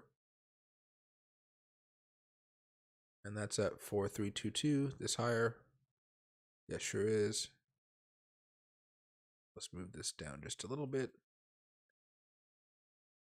Let's go to the 5-minute chart. Auto. All right, let's open it up so you guys can see both charts pretty well. We got Dogecoin up here, and we got Elon Mars heading for that resistance level, facing some resistance. But at least we have some good things coming, guys. Let me move some stuff around on my end here, too. There we go. Let's move that to the side as well. Which one is messing up here? Is that Ethereum? Oh, that is Ethereum. Okay, let's go right there. Dogecoin. Polygon. There we go. Okay. All right, so we're seeing some battles here. Obviously, Elon Mars is going to be much more volatile because it does have a much lower market cap, but it is pretty nice to kind of watch these bad boys play out here. And hey, Travis, I would love to go fishing. I actually have more time on my hands right now because I've kind of completed all these deals, and right now I'm all doing is planning. I would love to go fishing. That'd be freaking nice. I haven't gone fishing in such a long time here. I don't even know. No, I do have my fishing license. It's just been a minute. I wanted to go hunting this year, but I ran out of time. Blah. But yes. Double down on oil stocks. Yeah, right now oil stocks are definitely the thing to go into. Definitely, Travis. Definitely. I bet you've been making some good money off of those. Oh, can we make it? Can we make it? Let's go to the Elon Mars 1-minute chart here, because I just want to see if we can kind of pump up above it here. Let's open up that right there. Yeah, there we go. So on the 4-hour chart, I'm trying to push the 20 MA over the 200 MA, but RSI is running a bit hot. I mean, when you're having a rally in crypto, sometimes we can just break above those, or we can ignore some of those factors. But yeah, be careful, because of course, when you're looking at whether it's Bitcoin or Dogecoin, a lot of these other assets right now, they are all at levels of resistance. Everything is waiting to see if they can just pop those levels right now. Hopefully they can. Doge on Mars just popped smallly. It's trying to right now. It's trying, but it looks like it's gonna be a little more of a challenge. But you know, you got to be patient. Most of you guys, if you guys are trading at this point in time, the majority of you guys have already bought in your positions, right? You guys have already bought in, and you guys are just waiting. Fold my leg over here so Loki stops going after my legs. Oh, there we go. And hope you've been doing good, well, Travis. I hope your daughter has been winning some nice trophies for racing. And hey, Josh. Oh, the bunny. I know Loki. Oh my gosh, he is so aggressive right now. He just wants to get unlimited pets. I guess my mom really spoiled him while I was away, and he wants to be spoiled again. Yeah, huh? Yeah, huh? And hey, Cars narrator, that wouldn't end up being the last treat.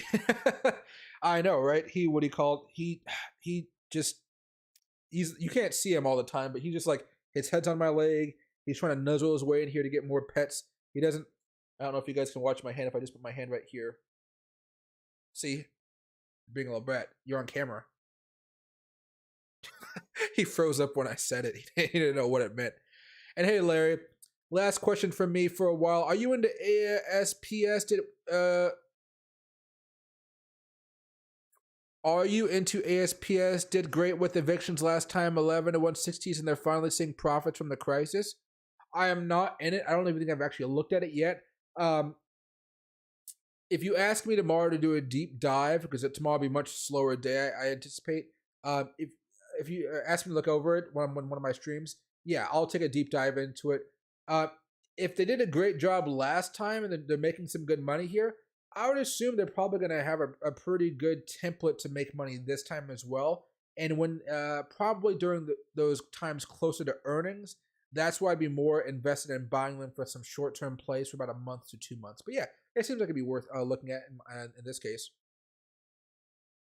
And Travis says double down on oil stocks. Oil has been very, very good. I mean, I've been telling you guys to buy oil for a while here, like way before summer. But when you have an administration, I'm not trying to take shots at Biden, but when you have an administration that doesn't understand how oil markets work, and Dogecoin's taking a little bit of a dip here now, guys. When you have an administration that doesn't understand how the oil markets work, or how energy markets work, or how energy works in general, you tend to have some of these crises, right? And when there's less supply and very high demand, you guys know the price goes up. Basic economics. And if there's a company out there that's making said product, and there's a high demand, and even lower supply, they can charge more for it. And this system that we have allows them to charge more for it, and you can make a lot of money off of it, whether you guys are looking to trade it or to buy dividends for it as well. Okay. Oh, my battery is getting low here. Hold on, my bad. There you go. Oh, Travis, I'm jealous. I'm very very jealous, Travis. Heck, maybe I should get some, what do you call for that then? I need to go fishing. I really need to go fishing. I bet Loki would like some fish jerky or something like that too. What do you think about the crazy market today, Michael? I mean, I think it's nice that we're having this bear market rally. I really do. I still think overall we're gonna get worse as this recession comes along in the future. Once people actually don't have jobs, right? People still have jobs right now. But for now, if you see a breakout, it would be worth trading it again on a shorter time frame. So I wouldn't be holding any options plays for longer than a week, even though they may make money after a week. I'm playing this very conservatively. I'm playing it very, very cautiously. I'm doing a lot more day trading than swing trading, and day trading is working out fine. Well, this is over the past couple weeks. You guys know I was gone for the last week as I was on in Vegas for business meetings and whatnot and conventions. But I would say this: day trading is probably going to work best for most of you guys out there. If you don't feel confident enough to do day trading, or you're afraid of having issues with the pattern day trading warning, I would say that you guys would probably want to be trading anywhere from 2 to 4 days. That seems like a good Goldilocks spot for me personally, because you guys may have noticed that we'll go down 1,000 points and up 1,000 points and down back again. If you guys are trading options off of that, you're really losing money, even though you're seeing some nice pops. Basically, the goal here is if you guys are trading options, first of all, and you see a pop, you guys want to sell and at least scale out some. If you're just trading spot and you guys are just like buying an asset and holding it, and you don't have the wild fluctuations and 10-20% moves up in price every single day, I would say you can be more confident about holding it. It's just the problem with options is, if you're buying close to in the money or out of the money, you're going to be more skeptical about how long you want to hold it, because one day you could be up 100%, the next day you could be down 50%. And then you'll be kicking yourself in the face, if that's possible, because you didn't sell when you had the opportunity to.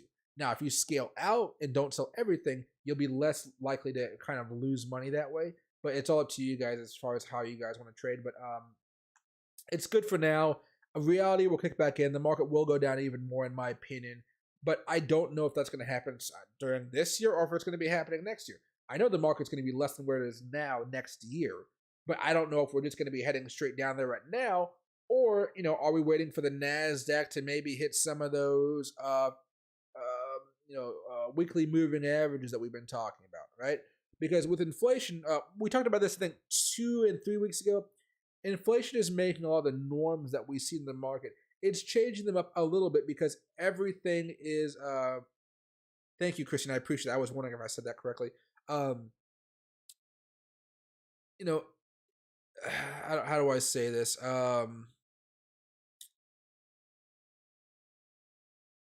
No, I'll leave it there. I probably would rant about it too much here. Let me show you something very fast. Here, I'll just show you the. Is that a pop? Did we pop on something? No. Okay, never mind. It's trying to pop. Okay. Let's hop out of this one very fast. Let's go over here to YouTube. Let's go over here to the NASDAQ. There we go. Okay. So you kind of see how crazy and choppy the NASDAQ has been over the past few months. You think we've had this amazing rally, but when you look at it, we really haven't done anything. This was the big rally that we all wanted to see. This is what we want to see going over here, right? So if we have a golden cross coming up pretty soon, that'd be a pretty nice move. And you guys could try to trade that golden cross up to the 200 daily moving average here. My thing here is this. Watch the 50-week moving average. I think that's going to be a hard resistance level, just like how it was up here. And once we broke down below it, it got really difficult. We've already shown that we can break out above the 20-week moving average. So if the NASDAQ really does want to continue to pump up here, maybe it can, and maybe it can actually go all the way back up here towards the 12,500. So like 1,000 points more than where it is currently for the NASDAQ. Okay. But at 50, that's where I see some challenges. And you see the 20 right here. We are still going to have this death cross here with the 20-week moving average against the 200-weekly moving average. That's going to be a big, big pain for us to deal with. We'll see how much of an effect it has. But, Jerome Powell, if he so desired, could try to pause rates or say, here's 75 basis points and we're not going to do any more rate hikes, or we're going to be even pivoting. That would cause the market to go skyrocketing back up to like above the 50-week moving average, going all the way back up here towards like 13,784 for a move of the NASDAQ at about, 18%. It'd be massive. It'd be a very, very massive move in the market. And then reality would hit in as far as, unemployment starting to go back up, all the nasty stuff that's going to be coming up with the economy. Because we all know we're heading into a recession now. But, I'm being patient about it. I'm doing more day trading and dollar cost averaging, sure. But I'm not buying like this is the ultimate bottom of the market. I'm not buying like that. In order for me to do something like that, I have to see some much better signs. Dogecoin on Mars is still breaking out. It looks okay. It's struggling to grind here. It's going to need to pop here pretty soon. Whatever wall is there, it needs to break out above that pretty significantly here. Let me go over here very fast.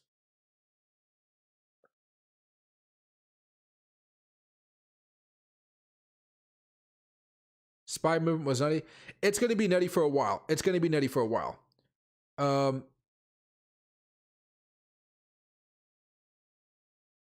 And hey, Score Bagels, quick Doge recap. Yeah, as far as Dogecoin is concerned, here, let's break this off right here.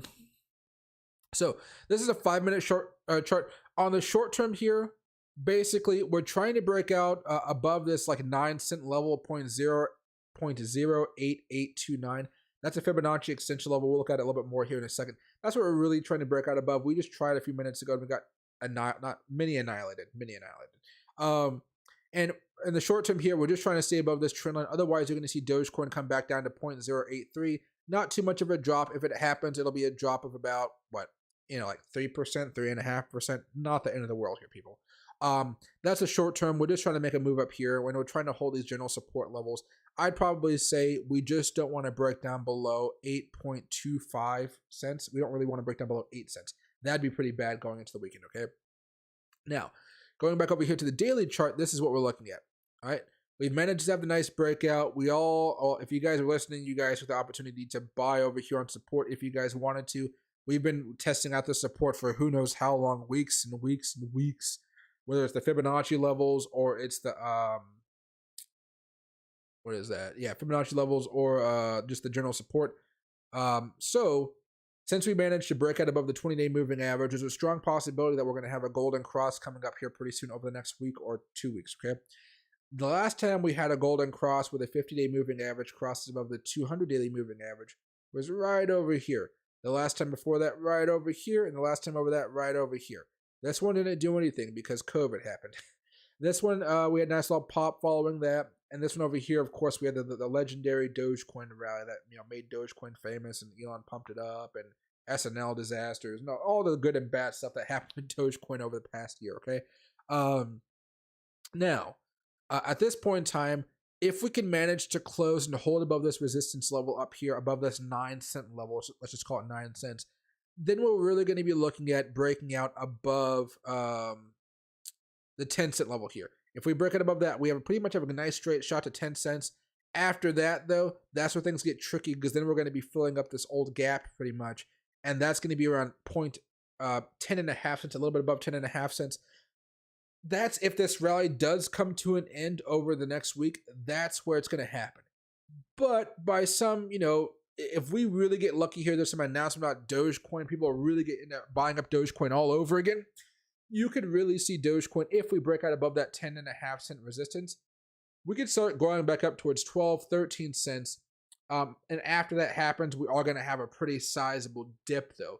So just be forewarned, guys, no matter how good Dogecoin does over the next few weeks, we are eventually going to be coming back down here. But it may not be a down, like coming back all the way down to, like 5 cents over the next couple months. It may be something more of an effect of what we saw with Ethereum, right? So it pumped up and it just came back down, but relatively it was still much higher over here than where it was before, right? Oh man, look at this. I haven't even checked out Ethereum here in the last few days. Broke down, had a nasty move down, so the short would have worked out, but then we kind of just picked back up because the market didn't crash like everybody thought it was. Downward channel, broke out of the downward channel right here, back down, golden cross coming. Ethereum is probably going to make a run up here towards $1,700 here pretty soon. We're just waiting to see what happens right there. And where's that? Here we go. Yeah, we're going to hit some resistance up here. That's where it's going to be a good idea to scale out. It's going to be a hidden one that not many people are going to be talking about. There might be a Fibonacci extension level up here as well, but usually when we have these old trend lines, that's where you see some of those larger levels of resistance. Yeah. Let's see. Also a pivot point coming up here pretty soon though. Oh, how about yeah. But yeah. Be careful if you guys are going to try to buy Dogecoin right now. If I'm going to be buying Dogecoin right now, it's going to be for a trade and not something more of a longer term play here. However, if you guys bought Dogecoin at the support levels or any of the breakouts that we've been talking about, you guys are still holding strong, maybe a scale out or two, but most of you guys are still holding at this point in time. Oh, there you go. Dogecoin, see, it did pop up just while I was talking. There you go. All right, I like to see those pops like that. All right, let me make a move over here. I want you guys to see what's happening with Dogecoin as well. There we go. Okay. And then let me move this over here. All right. And hey, Carson, before lots of stuff happening in Vegas lately. When we were young, fast, SEMA, and that financial stuff we went to, a lot of stuff happened in Vegas this week. It was so bad. I wanted to like so I waited too long to buy my hotel room, and so I ended up staying off at like 3 different hotels while I was there. Now, MGM, I only went there at the end so I could party a little bit, and I got a comped room, so why not? I didn't pay anything for it. I think I paid like $100 deposit, which I get back like after a week or something like that. But Sunday night when I got in, I didn't land until like 12 o'clock. I ended up getting to Golden something, Golden, I don't know, some hotel on Fremont Street. It was very nice. It was pretty lively there. I had some fun. I grabbed a cigar to smoke. I haven't smoked a cigar in forever, but I feel like I just needed one while I was in Vegas. And what I ended up doing is I got a free room upgrade, which was nice. Hold on a second here, guys. Instead of watching the market go down, which is always a little bit more depressing. Let's go over here. Community, no, yeah, community. No. It wasn't a post. It was a, what do you call? It was a video. There you go.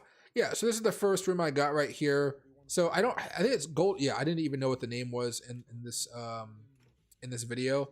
But I got upgraded to a suite. It was pretty nice. I brought 2 bags with me. I got a nice little sofa. A view of a parking lot, so it wasn't the best view, but again, I was hardly in the room. I literally just woke up and left the next day. But yeah, it was a good room to have for like a few hours. I used it to iron some shirts up. The bathrooms are fine in it. Really nice bathroom actually for that one. The next day I stayed at the Westgate. I don't know if I put the Westgate video up online, but basically it was a room that was a little bit larger than that with a massive view of the Wynn Golf Course. So not the strip, but the Wynn Golf Course. And it had a jacuzzi tub. I took my first bath in I think about like a year and a half, right? So it was really, really nice. I'm much more of a shower guy, but whenever there's a jacuzzi tub, you gotta take the jacuzzi tub. It's my rule. And then I ended up just watching TV for a little bit, going to a lot of meetings and whatnot. I met with trades, and like I talked about, I met with Discovery, the credit card guys. I met with Alpaca. Oh, look at this. Dogecoin Mars is hard to have a pop again. So this would be a good transition here. So I did go talk to Alpaca. Oh, let me cut this off right here. So Alpaca has something very interesting that you guys may be interested in for down the road. It's like just come out of beta. They just launched it. It's still like bugs and stuff like that, but they're working on it right now.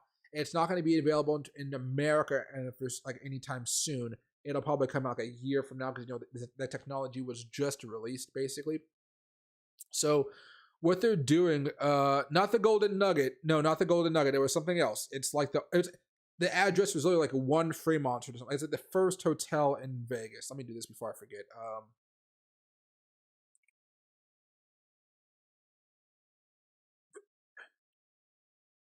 Golden Gate Hotel. Golden Gate Hotel. Golden Gate.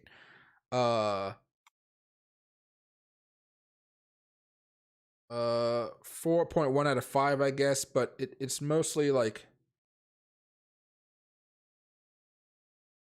this is the hotel, and it's not some oh no, it was right there. That's the place I was staying in this area. Oh, this is the one that has the really small rooms. I was looking at these ones right here. Yeah, but yeah, I was in this area over here. But Fremont Street's right there. Hotel's right there. Just walk along. It's a pretty chill time. But anyway, Alpaca. Before I forget, they're doing tokenized stocks. This is going to be game changing. I'll be making videos with the head of their marketing team and the developer team fairly soon. Once I make some meetings up here, I got their telegrams, thank God. But basically, this is going to allow you guys to trade 24/7 stocks, 24/7 stocks, and no pattern day trading alerts. You guys can trade as much as you guys want to with the tokenized stocks, and it's 1-to-1. So if you guys buy a Tesla tokenized stock, you're really buying one Tesla, and you can actually convert that one Tesla token into a Tesla stock. So you can say, hey, I want to burn the token, but I'm going to take the stock. there's a whole bunch of cool stuff happening there. I don't know exactly how it's going to work from like an analytical perspective, but I know it's possible now because they're starting to get some nice deals on their plate here for transitioning their technology into specific apps. I can't tell you the apps, but it's going to be nice. Although one of you guys, like two of them, you guys know. Let's just say that. But here's the thing: so there's going to be no pattern day trading warnings. If you guys want to have stocks that have dividends on them, there'll be dividends that are allowed with tokenized stocks. And while it's not there yet, they were pretty blunt about that. They're working on it. Voting share for companies out there. Okay. So if you guys like hate the fact that you guys can't day trade Tesla or day trade Amazon or Apple, some basic stocks out there, this is going to allow you to day trade using tokens that are one-to-one with stocks, right? But at the same time, after hours, the market may get a little bit more volatile based off of earnings news, stuff like that going on. So get ready for that. I'll be doing more videos about that soon, but we haven't had the ability to trade stocks 24/7. For a lot of you guys that may not have $25,000 in your bank account or your investment account to be trading, doing day trading, this is going to be great for you guys. And I mean, fantastic. So they're doing two methods. They're doing like their own like if you guys go to Alpaca, I think you could sign up for their page. I signed up for it. I'm going to check it out even more down the road because I just got my account approved.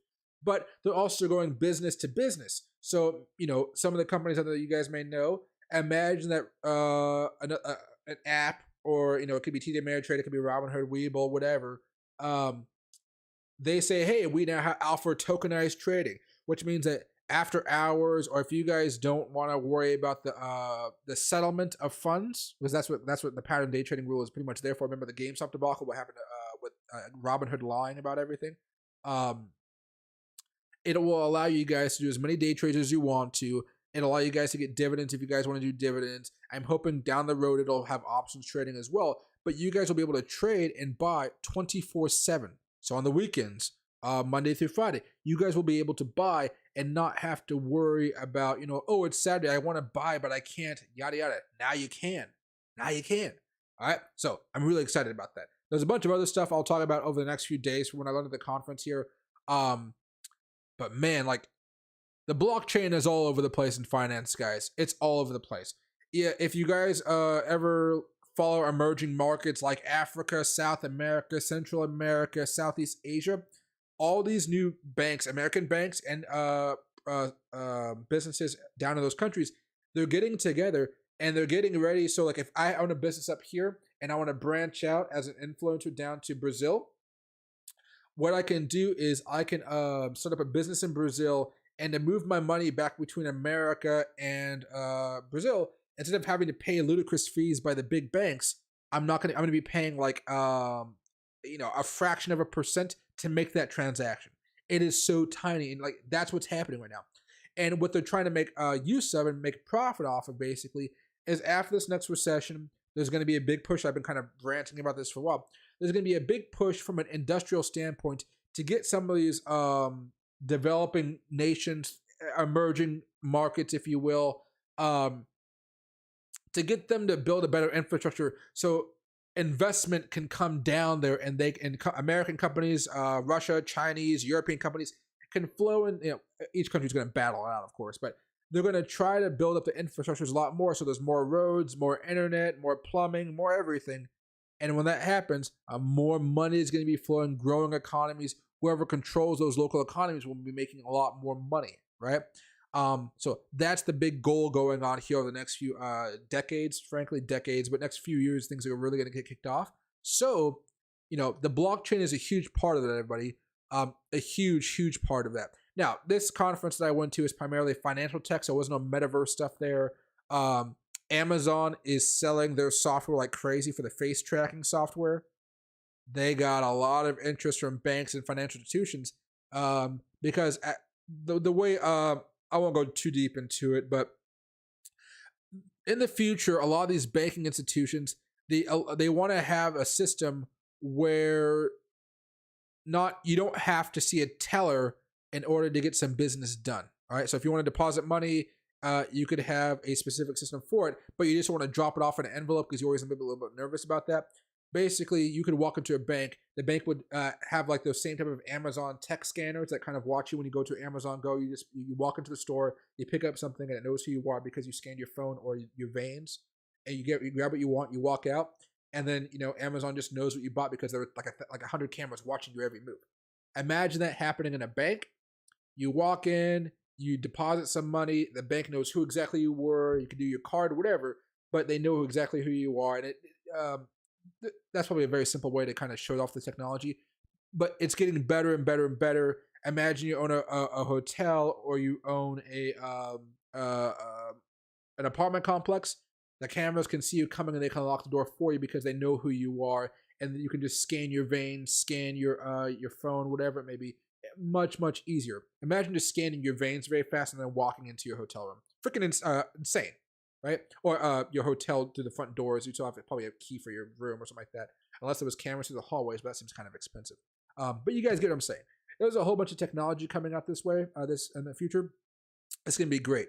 I'm really excited to see what happens. And we got Dogecoin ones coming down here just a little bit, guys. Oops, didn't mean to do that. Let me pop back over here to Dogecoin Mars right here. We got to watch the good and the bad. The good and the bad here. And hey, Pepin. Hey, Michael. Thank you for always taking the time to acknowledge every chatter in here. Much respect. Many YouTubers get too big. They just don't pay respect to their followers. Thanks. Oh, no worries, guys. As long as my views like this, I always want to give you guys, talk with you guys. When it gets too busy, of course, I can't talk to everybody. But when it's like times like these, a lot of you guys are going to be here for the long term, learning how to trade and invest and stuff like that. That's why I'm working on giving you guys NFTs and stuff like that. I'm still learning how to give you guys NFTs, but I have made like a couple hundred NFTs, and I am going to be giving to you guys for free fairly soon once I figure it out. It seems like in order for me to give them out to you guys, though, there's like a fee that has to be paid by you guys, and I'm trying to figure out how to get around that. But I'm trying to figure it out. But I made a couple hundred NFTs, all the same picture, of course. But I want to get people that that are here during the slow times. I mean, there's going to be some fun stuff I give out next year, the next few years, as my channel gets larger and I start making courses, getting brand deals. So I'm hoping that those tokens can be used for certain things. Or what'll probably happen, because I'm so new to the game of NFTs, those tokens, if you have the key, will be used to get new tokens that will have keys to get into more specific stuff. That's the way I think I have to do it now. But at the beginning, you'll have tokens that you guys can use, whether you guys want to sell them in a few years for a couple $100. I don't know how much they'll be worth, right? But there'll be opportunities there. But yeah, I always like talking with you guys. And hey, Car Simplified, making connections. I need to do some of that. That's where the opportunities are. No pattern day trading is an interesting situation, but I'm skeptical. Regulators hate when small guys have to have a workaround. See, that's the cool part, though. Because they've already gotten most of the regulation figured out. Not in America. That's the thing. Not in America. But Canada, Japan, South Korea, Mexico, parts of Europe, they're getting it figured out. America, much tougher. Yes, American SEC, they do not like it when the regular guy gets to work around. They do not. I totally understand that. But other parts of the world, yes. Canada, yes, and Canada is right up north of us. So I'm pretty sure if they can get it regulated in Canada, eventually they can get it regulated out here in America. And I think what America just wants to see first is from our regulators is just more of a proven application, if you will, right? Right now they just launched it, the protocol and everything like that. They're working at the bugs. They're still testing out a little bit. But, give it 5 years, that's where you're going to really start being utilized by the majority of the population or the majority of the trading population, if you will. But yeah, in the next year or so, it's going to be people that are really passionate. And, imagine this. When they first start off, they're going to have just 20 stocks, just 20. Over time, as they get more funding and they get more deals with some of these larger applications and stuff like that, they'll pump it up to 20, 40, 60, 80, 1,000, right? That's what they're going to be doing here. I would bet that since the way they're doing it as tokens, they're probably going to be buying, because the way they've worked it out with regulators in Canada is they have to do a 1-to-1. So if I buy 5 Tesla shares, that means I can only buy those 5 Tesla tokenized shares because the company itself owns 5 shares of Tesla. So it's a 1-to-1. So it's not like they're going to be able to lose money off of those transactions, right? So it's going to be interesting for sure. But yeah, regulators, they suck, don't they? They really do suck. Um,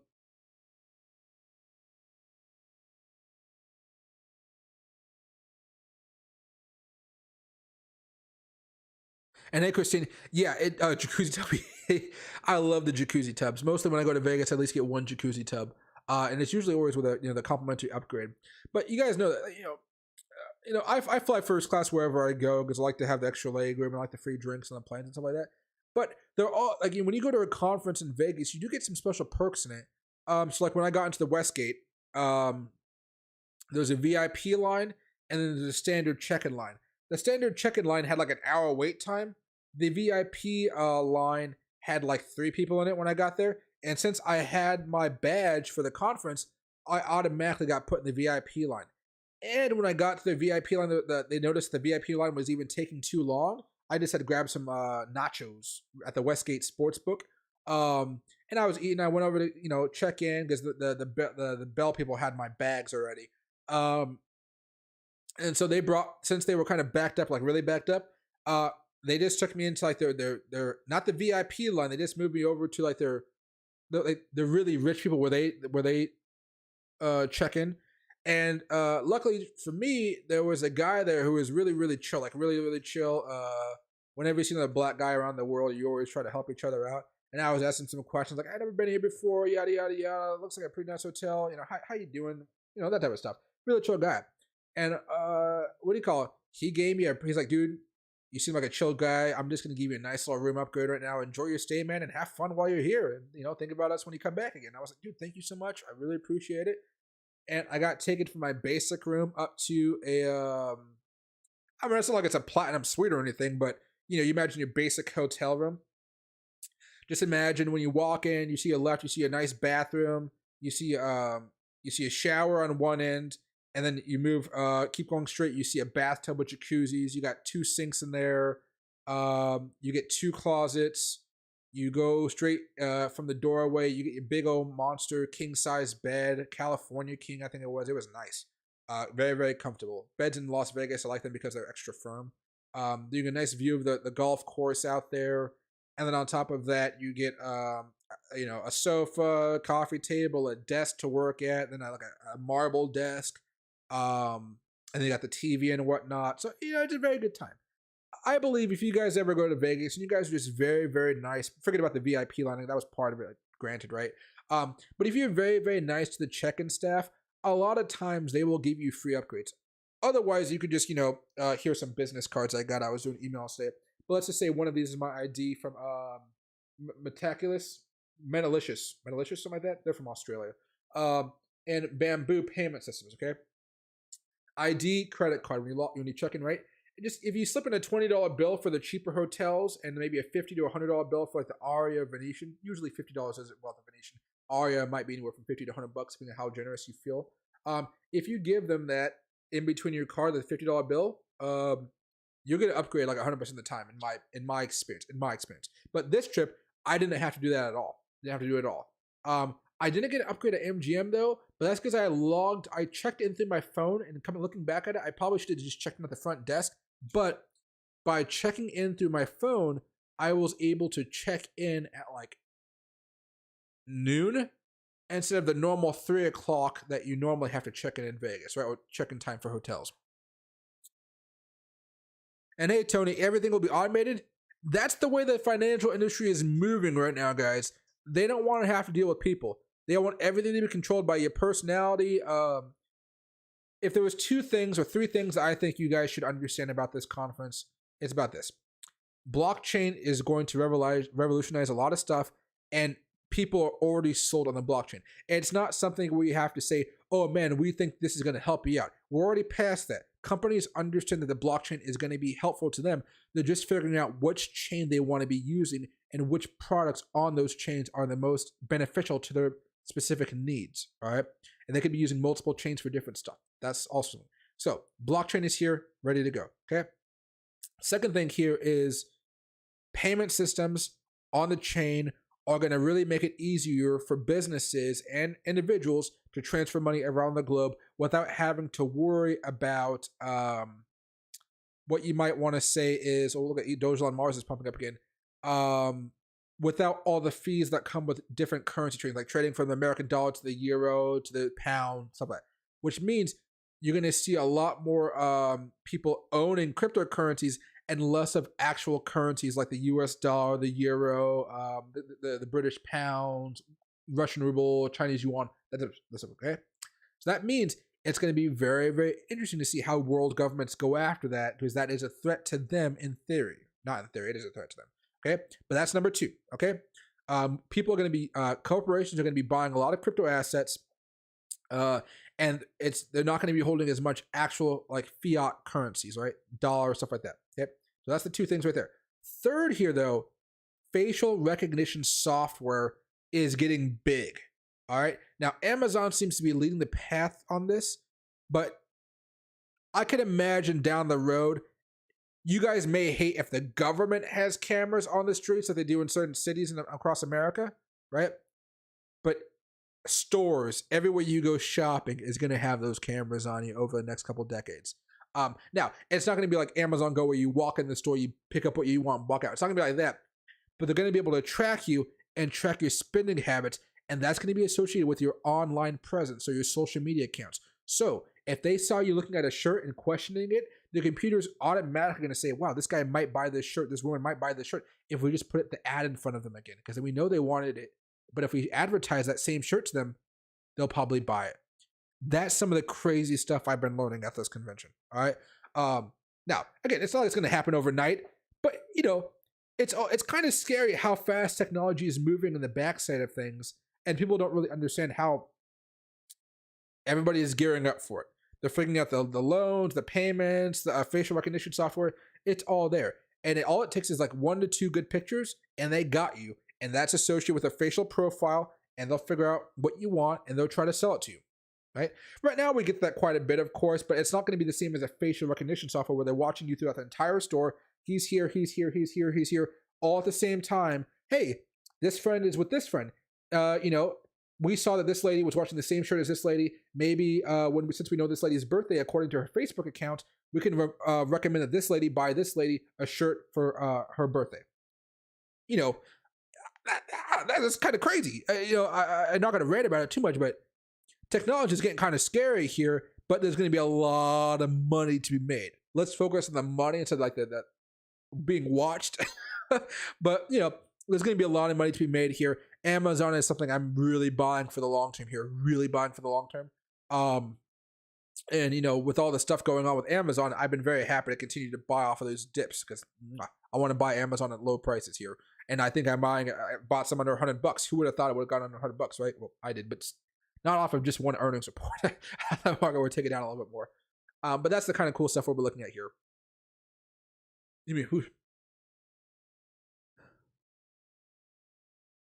Let's see.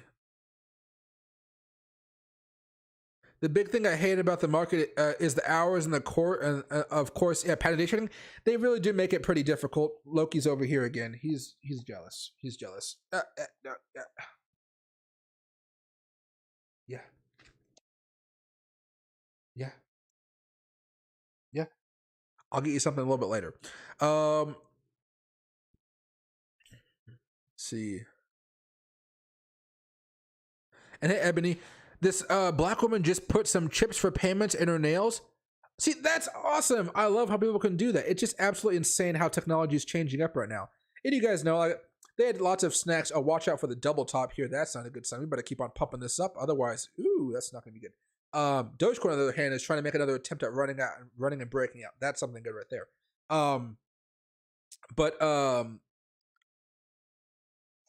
Like there were like 100 different cookies there with all little, QR codes on them.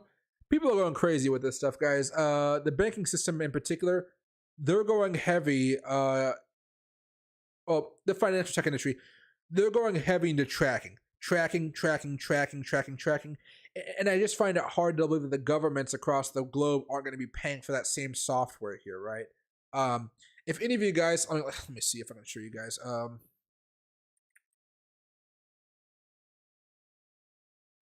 just so you guys can see what I'm talking about here. This is an Amazon Go, okay?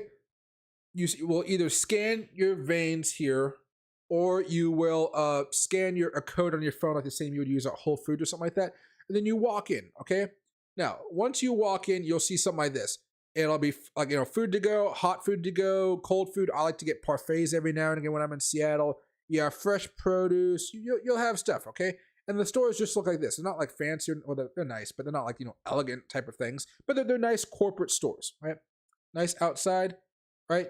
You even got a car right here. It'll track everything that you buy. It'll track it all. And then when you leave, you don't go to the register. You don't pay anybody, right?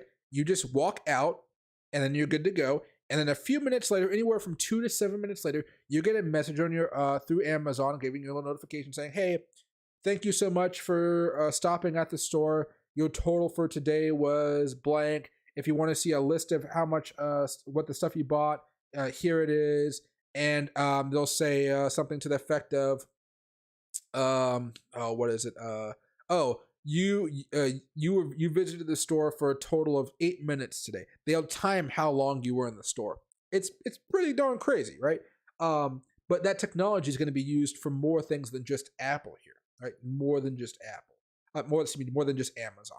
So I'm excited to see what happens. But my gosh, guys, you know, we already think that we're being watched too much by corporations off of cookies and stuff. If I go over here to let me go back over here, put some music on.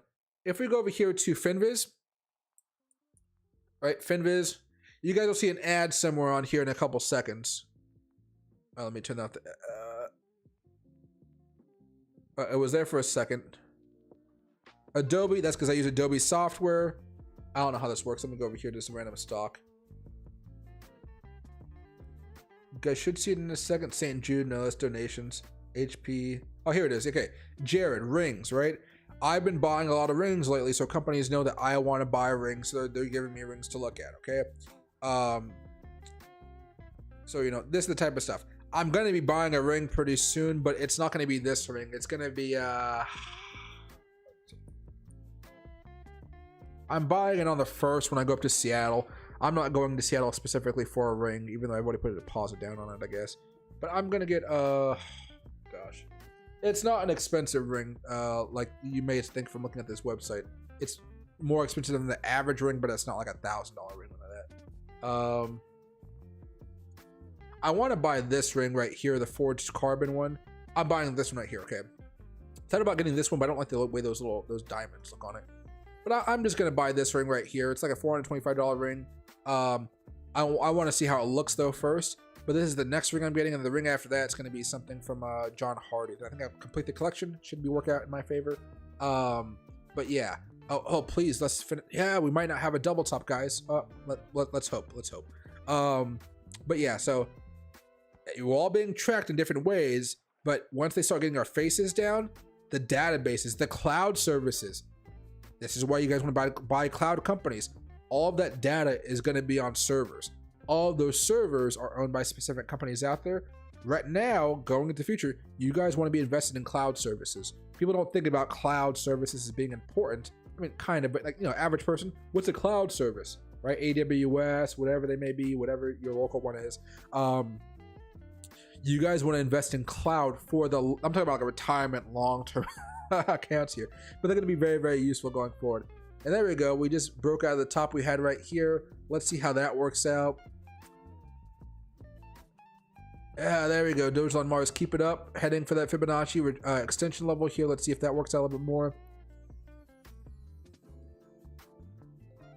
Oh, what's right here?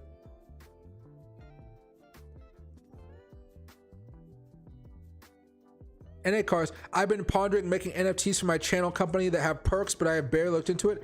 I would say look through it. It's kind of more difficult than I thought it was going to be, not from making the NFTs, but just learning how they actually operate. So when you guys get into NFTs, and if you guys ever do make them, there are two different ways to deal with NFTs, but I think the primary focus of NFTs for me is to build a community and use them for fun extra things, like to really strengthen the bonds of a community. Excuse me, talking so much I'm causing myself to burp. So A lot of people like to buy NFTs as investments. That's awesome. I'll probably sell some as investments for like 10 bucks a pop. I'm not trying to make a fortune off of it, just to kind of make it worth my time. This is after I give you guys all the free NFTs though. And so what'll happen there, because the ones I sell will probably just be, this is the only NFT of this look. It's very individual. The ones I'm giving out for free are kind of in bulk because I don't have the time to make like 1,000 different NFTs, right? But my point being here,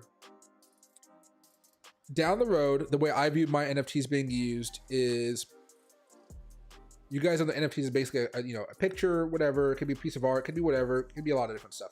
But I'm going to be partnering with you got your ball, you got a ball, oh, that's not a ball. Oh, yeah, remember I told you guys I bought him like a $50 $60 toy. Well, he kind of demolished the entire thing while I was away. And so, yeah, I gotta go buy him another one. So rip to that thing. But I'm gonna be partnering with Pinata. Sorry, I was thinking of Alpaca from a few minutes ago. Pinata. So when I make an NFT, in the code, I'm gonna have it unlock something. I have to figure out what that's gonna unlock. But basically, let's say I give you an NFT or you buy an NFT, whatever it may be, it's gonna come with a key. All right. That key is going to be used to unlock something. Whatever unlocks, that's going to be kind of helped. That process is going to be done by Pinata. But you guys buy an NFT for me, or you guys get one for free, whatever. And then I'll say, hey everybody, I have a special. I made a book on how to trade from start to finish. I made a book how to trade from start to finish, whatever it may be. Okay. That book is going to cost $50. $50, but if you have this NFT, you're going to get it for free, right? So the 200 people that have my NFTs, or whatever it may be, they'll get it for free. And what that means basically is you'll take the NFT, you'll go to the website, you'll say, hey, I got this NFT. It'll verify it in your wallet. And therefore, you guys will get the book for free, right? And it'll get shipped to you, no shipping, none of that. That's how I'm kind of planning on using it. Other people can use it in a lot of different ways. That was like one example just for like a trading book. But, if you guys want a special book or access to a special video on the chain, that type of stuff. Maybe, maybe I'll do special, weekly contest or, weekly videos, but they're only going to be on this one, website that's kind of built on the chain.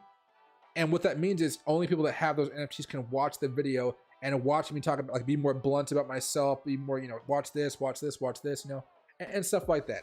I'm always kind of more PC for the YouTube crowd here, because YouTube can definitely ban me if I say something I probably shouldn't. I got a really, really like aggressive sense of humor. I'm like Chappelle type, where I might be banned in one place but not banned in another.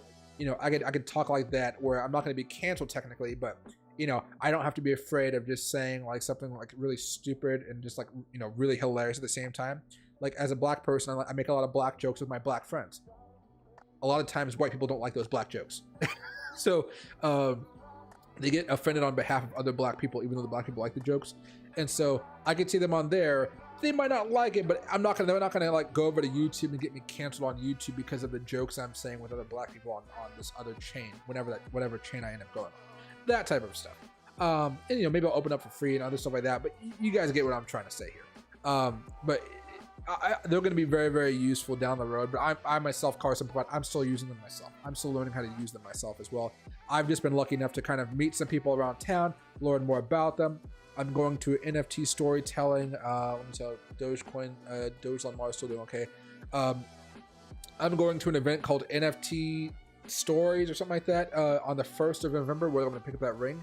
And then from there, I've been learning more about NFTs through those communities. So if you have a local community, like if you go to Meetup, I think it's called Meetup is the app, Meetup app, and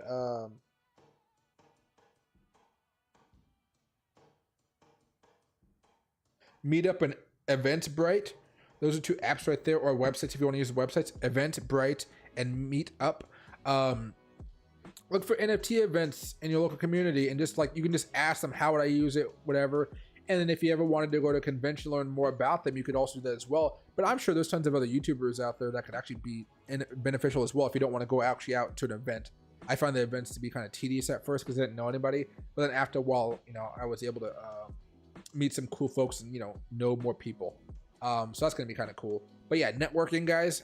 Networking is opening up a whole bunch of doors for me. I really haven't done networking too much since COVID happened. So now that I'm kind of hopped back on the train, I will be traveling more, going to more events, getting to know more people, having more fun, teaching you guys about what's happening out there. Because guys, like, if I didn't tell you about this type of stuff, would you guys have really known about all the crazy stuff that's about to happen over the next few decades and how it's just common knowledge to all these people at the higher levels of the company? But like, if you go around to their staff doesn't really understand what's going. They're just working on some small project that's part of the bigger picture. The people that know, understand these bigger pictures, I was able to talk with them off camera, unfortunately, but I was able to talk with them and kind of learn more about what they see happening down the road. And I'm very interested to see how all this stuff is going to work out, because if everybody's being tracked, if there's less employees at like a McDonald's or Burger King or something like that, it's gonna be interesting. Like, you guys can imagine, like, so when we talk about Burger King and McDonald's and some of this, we're kind of talking right now, probably right, that you could walk into a McDonald's, go to a kiosk, not deal with a person, you pay for your meal through the kiosk, and then you just wait, and then a person will probably put your food into a little compartment, and then you will unlock the compartment and take your food out. Right, nice and easy. That's probably where we're going. On the other hand, right now, you could see this also coming into effect is where they're tracking you when you go into the store, but there could also be McDonald's where they have like McDoubles right here, so you can just walk into McDonald's, scan your phone or scan your veins, whatever Amazon provides or another company provides. You walk into McDonald's, they have a whole bunch of burgers there already pre-made by a robot or a person. You just pick up the burger you want, you pick up the fries, you pick up the drink, and you walk out. They know exactly what you took out, and you're just gone. But you have to scan to walk into McDonald's, which is pretty interesting because, it would stop a lot of people that want to steal some of that. So you'd have to have a special McDonald's app or a special McDonald's, you have to data in McDonald's, which is more data for them, right? You can just take what you want and leave. And there might be robots working in the back. There might be a person working in the back. There may be a combination, probably more of a combination. But, there's a lot of interesting possibilities here. It's basically going to be whichever one makes the company the most money, and that's the most streamlined and effective, of course. But, imagine going to a McDonald's, walking in, and having access to the ice cream machine. And then you make your own ice cream cone, make it as big or small as you want to. They'll lose money on that, but overall, they'll be making money because they're not paying all those employees, like, $20 an hour or whatnot. Get your ice cream, take it out, and you're good to go. I bet the ice cream machine won't break down too much then, because they'll have to keep it working, and they would replace whatever contract is there, right? So that's, that just kind of summed up. That's kind of some of the cool stuff I've been looking at here.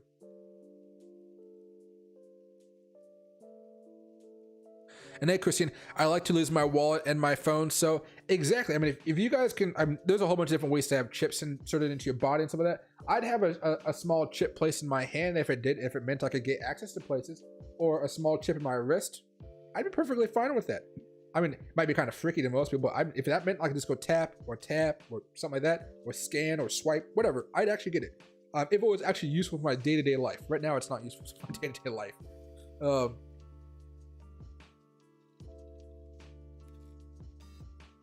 See, yeah, and hey, Abani Blake, that's exactly right too. He says if I build my own connection, I should be able to just establish your contract terms of what cannot be done with it. And so what I'm going to be doing here pretty soon is, you guys know how I felt about giving you free stuff and getting access to stuff. Well, I could partner up with other YouTubers and say, hey, if you get this one NFT, probably it would be a purchase one if I'm just doing like a group thing, because not everybody wants to give out free stuff like me. But it'd be a partnership with other YouTubers out there or other influencers. Like, hey, you buy this NFT, we each get a 30-30, a split, depending on how many people would be in there, of that NFT's revenue. But you guys now have access to all the stuff for all of our channels. It's like getting a bundle NFT. So, a lot of fun stuff could happen for that. Now, I don't understand NFTs enough to figure out how that would properly work, but I could find out how to make it work. I have contacts in the industry, and they could definitely help me do that. I mean, heck, you know, pretty soon Starbucks is going to be having NFTs. I don't think they're going to be on the chain just yet, but they're going to have them for just for the app. They're moving in the right way. Let me zoom out here so you guys can see this a little bit for Dogecoin Mars. Still making moves, guys. Hopefully we can have a shoulder. I don't know if we're going to have a shoulder to pop back up, but we may be facing a head and shoulders right here fairly soon. So let's keep track of that. This is just the 1 minute chart though here. Dogecoin is still going sideways, hoping to make a big move here fairly soon as it tries to break out above this 0.08836 cent level. Give it some time, guys. We may break down before that happens, but I'd like to see Dogecoin make a pretty aggressive move here fairly soon. I like seeing Dogecoin come up.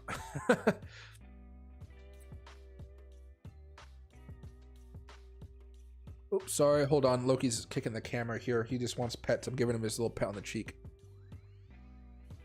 And hey, Patrick, welcome back from Vegas. I appreciate it, my man. Oh, gosh. Vegas was nice, but it's nice to be back home, sleeping in my own bed, and hanging out with Loki. And hey, Patrick, can you look at Rumble monthly? What do you think? Head and Shoulders? Let me know the ticker for Rumble, and I'll check it out for you. I don't know the ticker for Rumble. But yeah, I'll look it up for you there, yeah. And it costs a nice upgrade. I wish being nice with employees was more often rewarded than being a Karen. I was a Karen at the airport with the lady who was trying to check me in. I mean, I guess probably not a Karen to the extent you think of Karens, but like this lady was just annoying me and had an attitude. I think she was just having a bad day, but I did not meet that bad day. I did not make it any more pleasant. I was like, dude, what the heck is the matter with you? Yeah, she was really, really annoying with me. So the fact I just went over to another staff member and I was like, guys, like I pay a lot of money for this first class ticket. I don't really like want to deal with all this crap. Please just like let me go to another person. And the manager there was like, oh, I'm so sorry for that. I'm so sorry. He checked me in right then and there and I was good to go. I don't know what was going on with her, but yeah, I would just, my whole day yesterday flying was just a nightmare. But you know, overall, it was still a very good trip. But yeah, I have my Karen moments, but if somebody posted my interaction online, they'd be like, they'd be on my side, not the check-in lady's side. Oh, it's horrible. Karens and Clarences. There's been chat, I hear, between Elon and Rumble CEO based on free speech connection. Oh, that'd be pretty interesting right there. I mean, I met one of the first investors in Rumble through one of the seed founding, you know, the seed rounds. So I'll ask him about it if I can down the road. I probably won't see him until the next banking event happening somewhere in Seattle. He's a big banking guy. You know, puts his personal money into these seeding funds, seed rounds. But I'll look into it. I mean, that's the best person I know who to ask for such a thing. Otherwise, it's just going to break in the news before I talked with him. But I can see something like that happening. Rumble needs to work a lot on the user interface and make it a little bit better. You guys have probably just noticed that YouTube has come out with a big update as far as how they want to look from an aesthetical perspective. But I think Rumble has potential. They just need to work better on their. They need to pay more engineers. That's probably, they need a larger engineering staff for sure. But that would definitely help out the stock for sure. Yes, that would definitely help out the stock. There you go, Christine. I don't love it, but we'll attempt to profit. Exactly. And hey, Cars, I wonder if that camera tracking stuff will push retailers to become showrooms. In a sense, yeah. I mean, you might find some type of hybrid mode for that, especially as Elon Musk has really been working out the AI technology as far as driving is concerned. They've been doing a very good job with that. I think it was like Ford. They're going to stop trying to compete with Elon and Tesla with that automatic driving. They can't figure it out. They're wasting too much money on it. So what they're doing is they're focusing more on the level 3 areas of driving and AI. So I guess what that means from what I read online is instead of the car doing all the work, it'll help you park. It'll help you with parking sensors. It'll help you with backing up. It'll help you with changing lanes. That's the type of stuff. But the car will not be able to drive by itself from point A to point B. But it'll do a lot of stuff to supplement your driving to make it a better experience. So that's what they're going for. Because they're unable at this point with the money that they have to use on the project to really make that big breakthrough to say, hey, this car could drive from here to here just with nothing happening, right? Or the car can get out of its parking spot, come to you and pick you up with nobody there. That type of stuff. Like Men in Black used to be like a dream, right? Where we used to have a black driver, but he kept on getting pulled over too much, right? And the guy gets sucked back into like the middle of the steering wheel. you could see that stuff happening more and more in the future. But a lot of companies are finding it more difficult than they thought, and now they're trying to just do more supplementary stuff until the technology is more widely available. You know, patents and whatnot.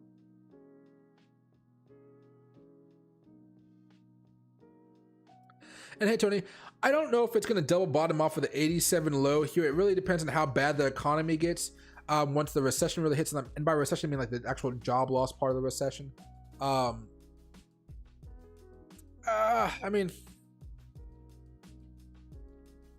it could, but it might even go down to $80, $75, something like that. It can definitely go down a lot further. My planning for Amazon, I think I tweeted about it a couple days ago or yesterday. Just dollar cost average. Buy a little bit every week and you'll be perfectly happy down the road. Keep on buying it even after the market bottoms out. Buy it for years. Amazon is going to be great. It is going to be absolutely great. Don't when you think about Amazon, just don't think about its retail side. The technology side is where all the big moves are happening. It's where a lot of the big moves are happening. Dollar cost average it for years and you'll be very, very happy with the results. Same with Apple, you know, Tesla. They're all doing fantastic. They're all going to get hit even harder down the road here as we go into like a pretty mild to more of a medium recession probably nowadays. But once that's over, yeah, you'll be very happy with the results here. But dollar cost averaging, buying in bulk if you want to. You know, I bought quite a bit, around like $90. Happy with it. It's already up a little bit since then. But you know, I'm still gonna be buying more and more and more and more and more. And hey, Max, I'm really happy to see you back, man. Showrooms with private experiences for higher buyers definitely possible. Oh yeah, it just depends on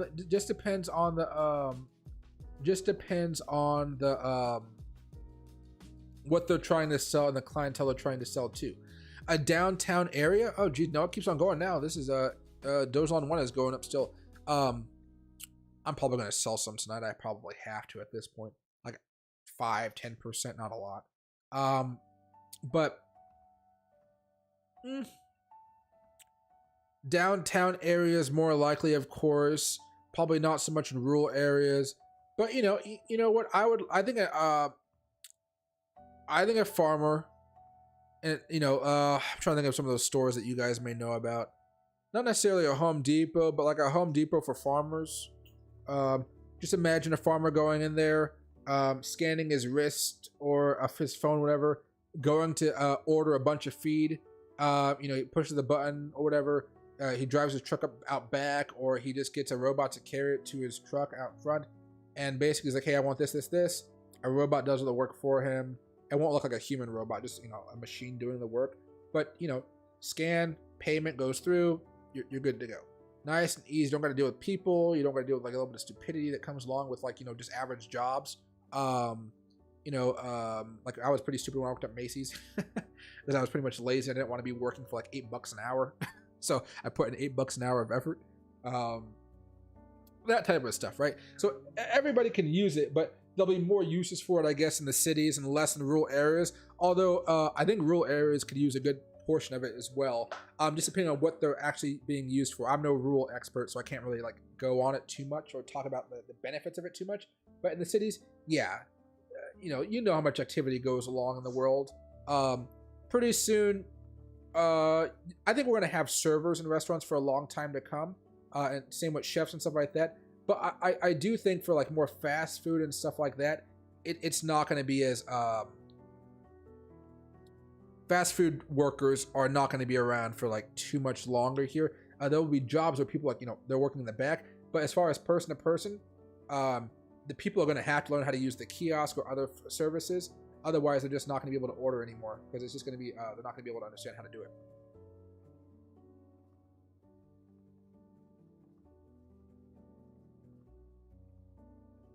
Let's see.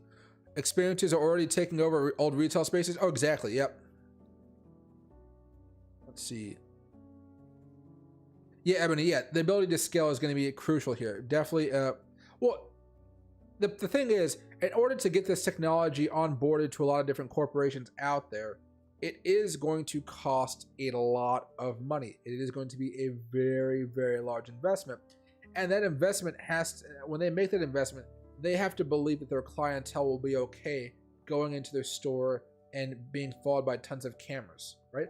Or are their stores positioned like the way the stores are built, right? A lot of these stores are older, right, in downtown cities. Do they have the ability to put the cameras in the spots they need to keep track of everybody, right? Think of like a Macy's or Nordstrom's or something to that effect. You know, the Nordstrom's in Seattle is very, very old. Maybe it doesn't have a place where it can do all the cameras like it could before, right? That type of stuff. So, you know, there's questions, but you know, the stores being built up in the future, yeah, those are going to be built with those theories in mind of, hey, how can I maximize my camera positioning so I can see what's going on? You know, imagine a Nordstrom's, a Macy's, any downtown shopping center, really. That's what you got to be looking for. And Dogecoin Mars right now is looking for a little bit of a pop. Dogecoin's still heading for support, and we'll see what happens there. But Dogecoin's been going sideways for the past like half an hour so far. So we're just waiting for it to try to make another move here. But Dogecoin Mars definitely doing some good stuff here. I can't wait for a social credit score too. Oh, that'll be interesting. That'll be very, very interesting.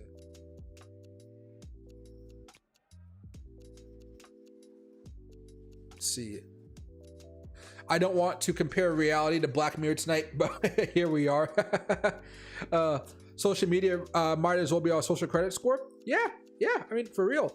You know, it just depends on how many people find you interesting or what value you provide. You know, everybody has different things. Everybody definitely has different things out there. And but yeah, community definitely important. And hey, Starscream, hope you're doing well. Nate, Dogecoin Mars. I know Dogecoin Mars has been doing good.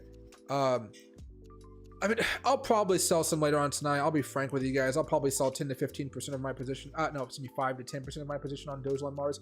But I've been telling you guys to buy this for a while because it does fit those characteristics we talked about. It's something I do like for the long term. But you know, come on now, guys. You guys know how I feel about making money.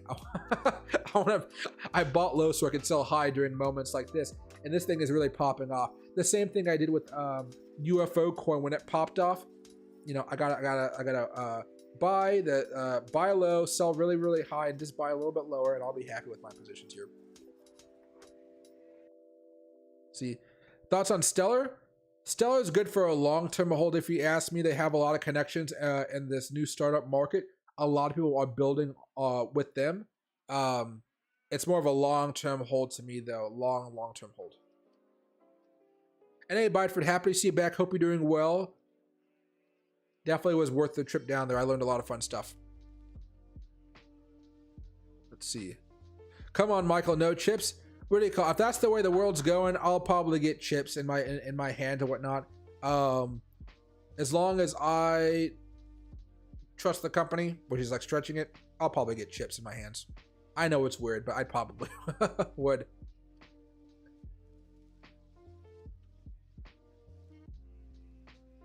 Let's see. Oh, thanks, Patrick. Okay, let me go over here very fast.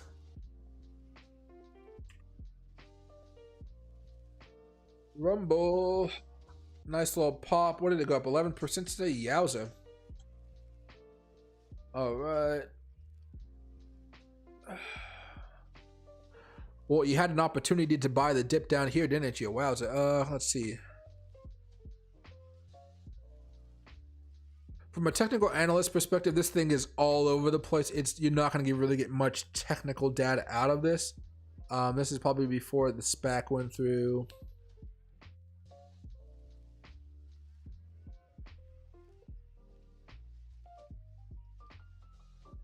There's not much you can do on this chart. This chart is freaking all over the place here. Here, in the short term, you could be looking at that that upward trend line right here. I think it's a little too overbought right now, so I'd probably be waiting it out a little bit more. But you were talking something specifically about the monthly chart here. Let me scroll back up to see what you said about the monthly chart. Head and shoulders. So, you know, as far as this is concerned, you said monthly chart though, right? Rumble monthly, yeah. No, I don't think this is going to be a head and shoulders. The head has to be higher than the shoulder over here, and these very long wicks have made it really, really hard to get that pattern across. If anything, it could be some type of double top here where it tries to go lower. But I mean, with all the news going on here over the past few months, it looks like it's probably not going to be doing that anytime soon. Here's what I'll say. If you want to get into Rumble, the way I've been doing is I do own some, but I would say it's more of a retirement play than like just a 1-2 month hold play.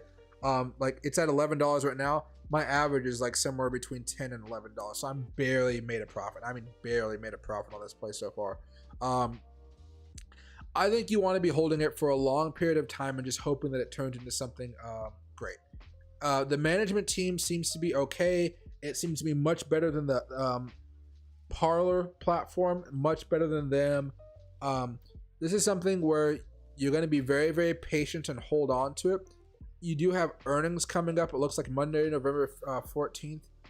That's what you're going to be looking at. To me, Patrick, this seems like something you just want to hold on for a long period of time.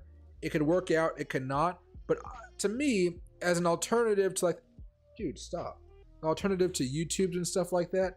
Sorry, Loki tried to bite my leg. Yeah, I know, right?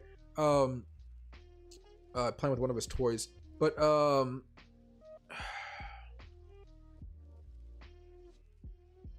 yeah, go take your toy somewhere else. Yeah, I know. Yeah. Here, hold on. See this little green ball. But the potential to go up to YouTube, go up against YouTube in the future, I'm talking about 5-10 years from now, that's what I'm hoping from Rumble. They have an opening. They just need better UI. So it's not even that much from an analytic, like a stock perspective, because it's not going to be it's not going to be head and shoulders right now. Not going to be head and shoulders.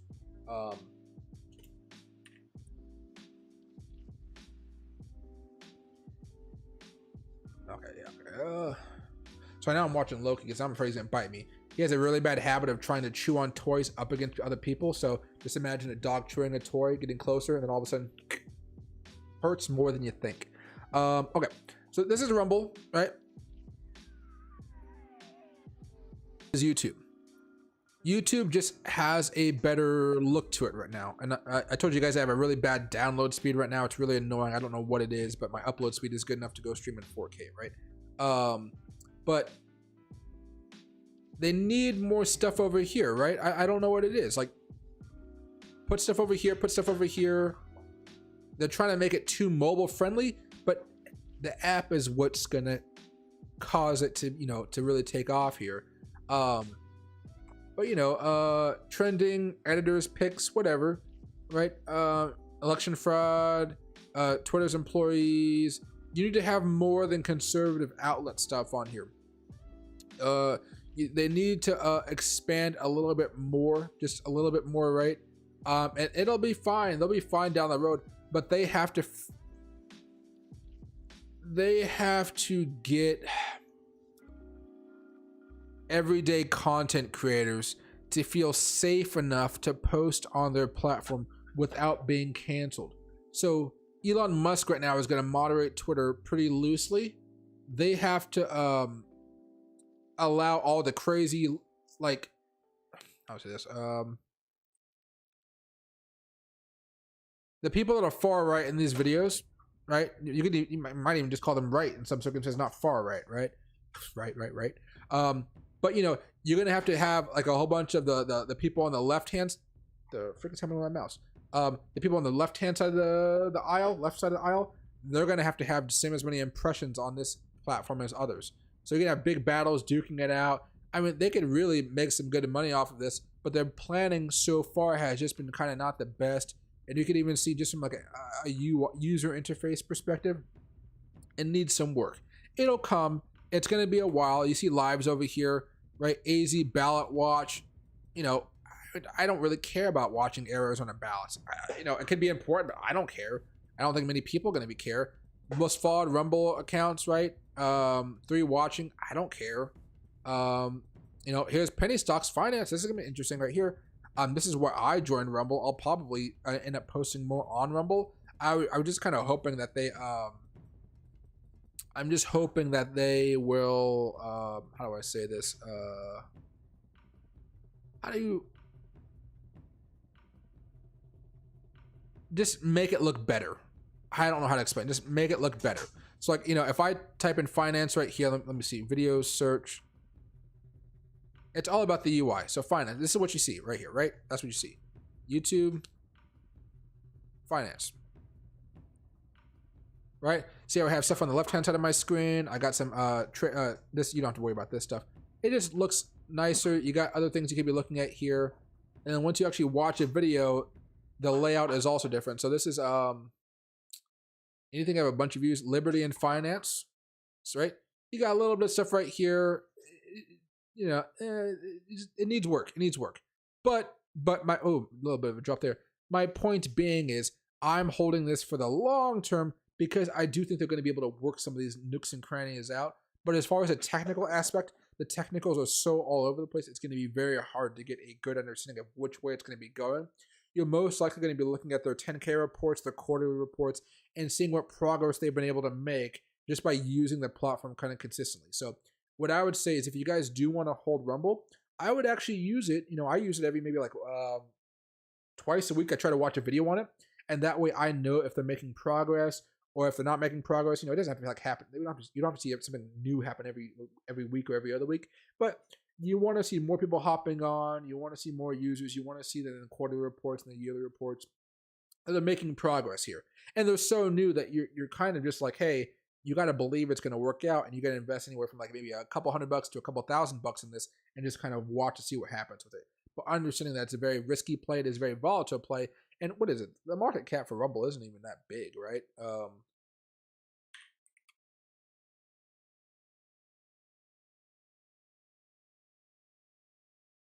Yeah, we're talking about $3 billion. It's not too crazy. It's not too crazy. Everybody's taking the opportunity to try to see where this thing can go.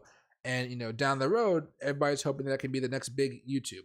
And even though it's losing money right here, right? $21 million lost.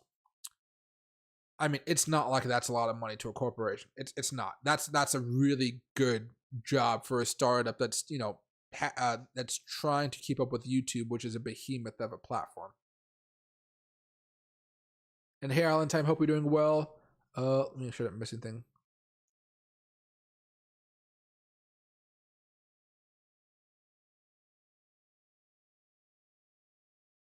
See, and hey, Laura Scratcher, my Dollar Trees have self-checkout now. Oh yeah, dude, I don't like to go to Dollar Trees or dollar stores because I feel like they're the most depressing places because the employees never look happy. They just never look happy. They look miserable every single time. Let's see. And hey, Robert, yes, I believe it is going to be a temporary pump, but it depends on if it's going to be like a 5 to 6 day pop, or is it going to be a 2 to 3 month pop, and then we come back down. That's what the big debate is going to be on right now, because we're trying to do a rally, but we don't know how aggressive that rally really is going to be over the next few weeks.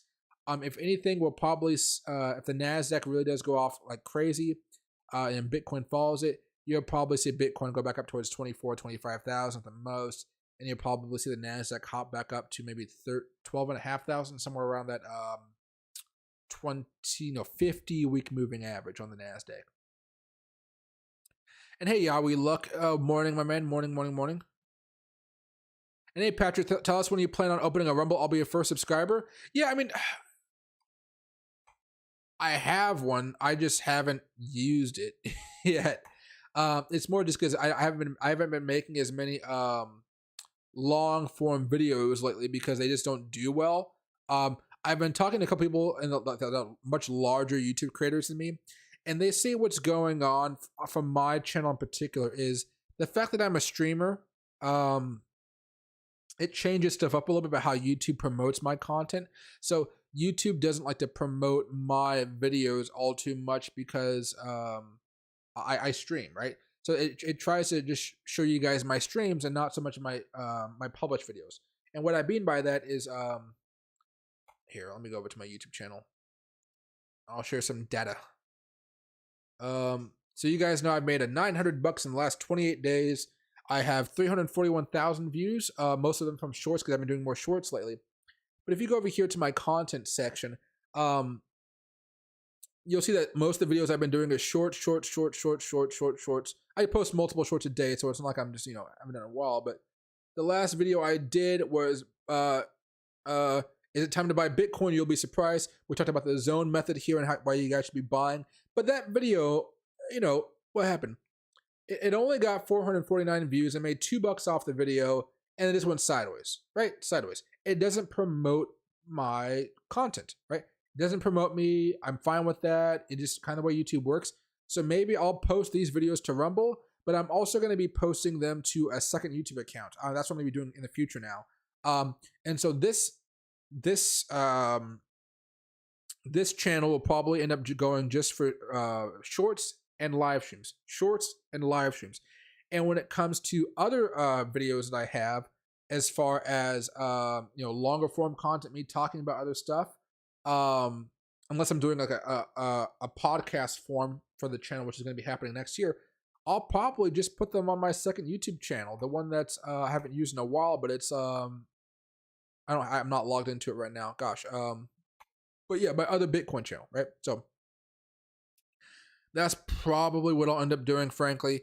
But yeah, I'm pretty much just giving up on trying to work out the YouTube, because YouTube isn't good at having streamers post regular videos and then also do shorts. It just hasn't been good for me. You guys remember, even when I had tens of thousands of people watching my streams last year, or during the Dogecoin boom, and as all the assets fell, what happened? I could have 15,000 people watching my live stream on SNL night. I could put up a video the next day. That video would only get a couple hundred views. YouTube doesn't like streamers like that, at least in my niche, crypto. I found it to be very, very difficult. So I'm probably going to end up transitioning my content to other platforms. Doge on Mars is just ripping right now, guys. So yeah, what I'll probably end up doing is I will go to post on Rumble. I'll post on what's the other one I have? TradeZing. This is the one I partnered up with. So this is more of a business deal on my part, because I really chill people over there. And so it's in closed beta. So I'd sign up on Monday once I fill out some paperwork, because it's more of a business deal, like I told you. So basically this is going to be a pretty cool one. So let me see if I can just kind of, there you go. Your community is waiting. Stocks, crypto, NFT, metaverse, investments. Tired of missing on the next big thing, yada yada. So imagine a YouTube where it's traders, but here's where the cool thing comes in. Let's say I say, hey everybody, I'm looking at these options for Apple for calls for next week at $100 strike price, something like that, okay? And I could put that trade into the metadata when I actually upload the video. You guys are going to be allowed, I'm not going to say too much, but you guys are going to be allowed to connect your trading accounts to this platform, and you guys can copy the trades yourself. You guys will be able to just push a button and copy the trade. It's going to be pretty interesting. So imagine if YouTube did that. Like, imagine I'm saying, hey, right now, I think Dogecoin is going to break down and head back down to 0.083 over the next few minutes. You guys could, in theory, short Dogecoin, or just do a short on a Coinbase or whatever applications they have connected at the time, or just sell, right, and then buy back down at a lower level, all with a couple clicks. It's kind of, that's kind of cool stuff they're doing there. Probably won't talk too much about it because I'm not entirely sure what I'm supposed to say and what I'm not supposed to say, but just imagine the technology doing that, right?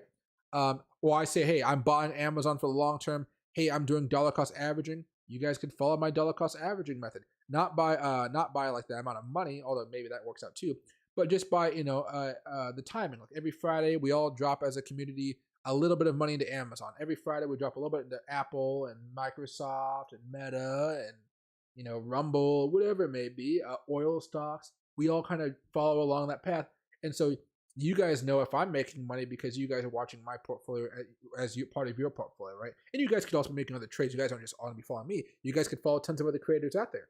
That's what makes it so much fun. So, but TradeZing gonna be one. There's another one called not Skillshare. That's something I have, but that's just for like learning and education. Yeah, I don't know why I'm forgetting about it. It's because I don't use it. Hold on a second here. Let me go over here. Yeah, okay. Skillshare. I'm not going to remember it. It's okay. I'm not going to remember it. It's not 2 point. But there's other companies out there trying to do something similar, but not to this degree, which I'm really excited about.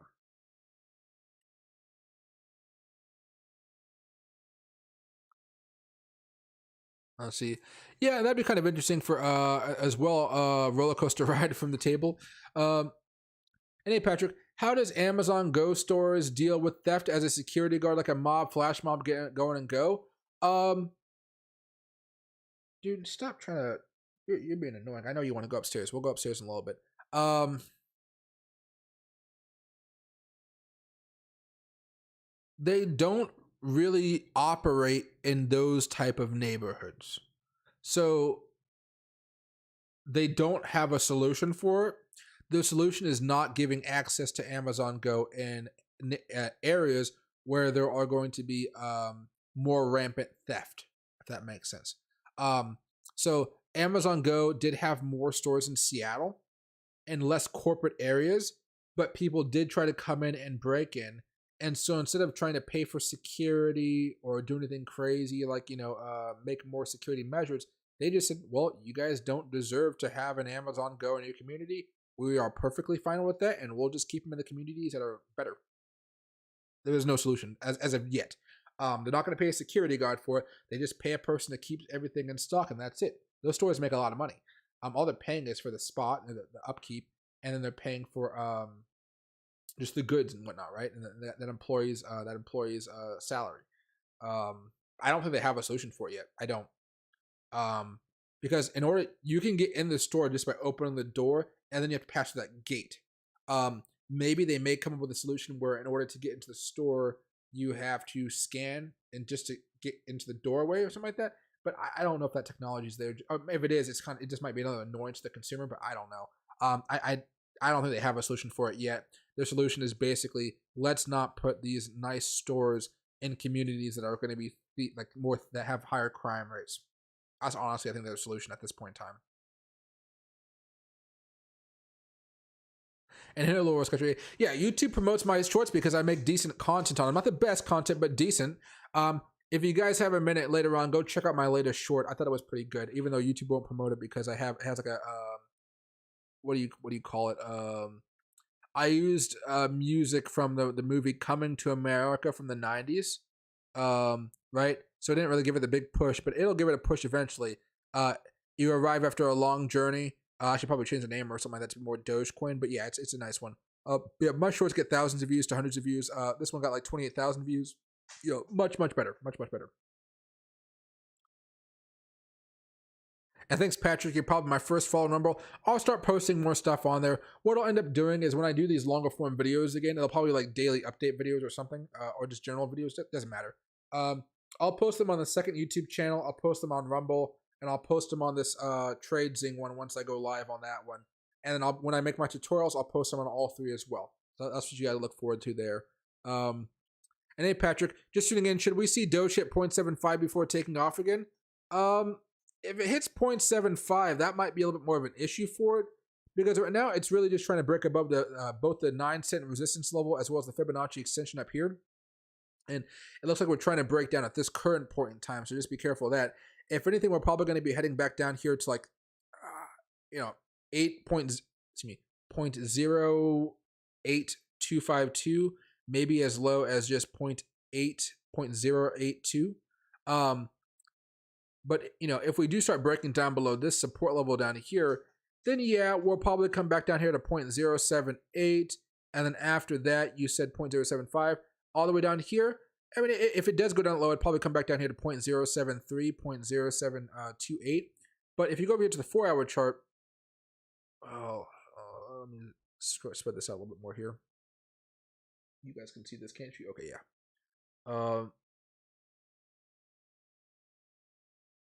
We might run back into the 20-day moving, the 20 moving average in the 4-hour chart. If we break down below this, which is currently at 0.076, so over the next few hours, it might actually be up here at like 0.078.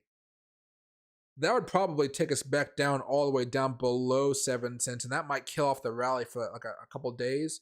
And then we might be coming all the way back down here to like sub 7, and then trying to do a rally in which we can take it back off again. So it'd be very, very risky if that were to happen. You can see right now we've already managed to get back above the 200 daily moving average. We'll have a golden cross coming up here pretty soon. It's not, unrealistic for it to come crashing back down, make some type of pattern, and break back out again later on. So it could happen, but If it does break down to like 0.075, it'll most likely go lower than that, and that could lead to a longer pattern that is going to have to be broken out sometime next week, not tomorrow or Sunday, but next week is that what would happen there. In theory, you'd want to see us not really go down below about 8 cents, hopefully, consolidate for long enough, and have a nice surge. But, if Bitcoin crashes or Bitcoin does something really out of the ordinary, that could definitely be a drag on Dogecoin. But right now, let's hope it doesn't break down just below the 20 moving average on the 4-hour chart. Let's hope that doesn't happen sometime tonight or tomorrow. That wouldn't be that pleasant for us. But over the next few days, even if it does, we'll have another opportunity to see it rip. But, Dogecoin has a history of ripping and then crashing back down. Let's hope we can break that pattern now. Let's hope we can break that pattern. And we didn't close down below it this time, actually. We came below it, but we didn't close down below it. So that's kind of a nice thing to see there. Meanwhile, Elon Mars is just continuing to rip and rip and rip and freaking go berserk right now. How much is Elon Mars even up right now? Let me get this up here above my head. Actually, let me just go over here. There you go. Elon Mars is up 28% so far today. 28% in the last 5 hours. That's pretty darn good. A lot of other coins right now are up about 1% to 2%. Let's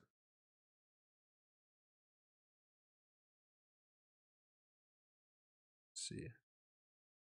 And Halo Scratcher, yeah, I've tried it. It doesn't work too well. YouTube is working on getting short form content viewers to watch longer form content views, turning them into longer term viewers. It hasn't worked out so well yet, but I know they're working on it right now.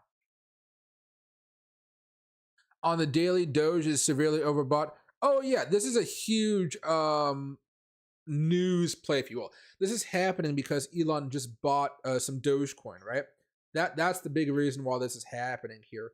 But we're just waiting to see how high this will go, right? But it shouldn't, like, right now our target for Dogecoin, if we're being realistic, is we're trying to aim for 10 cents, 10, 11 cents. That's it. If it goes higher than that, man, we can have some really crazy moves up to 15 cents. But that hard level of resistance we're facing with right now is 9. But realistically, if we're able to break above that 9, we're probably going to find a good hard stop around 10. After that, it's going to be up to a lot of people coming in to buy, people going berserk about it again, the news talking about it again. Not to the same levels we saw last year or a couple years ago, not that high. But we do want to see a lot of money flowing in there very, very wildly. And we want to see Elon make some announcements about it, and we want to see some fundamental announcements going on with Twitter and Dogecoin. But yeah, that's basically what's going on right now.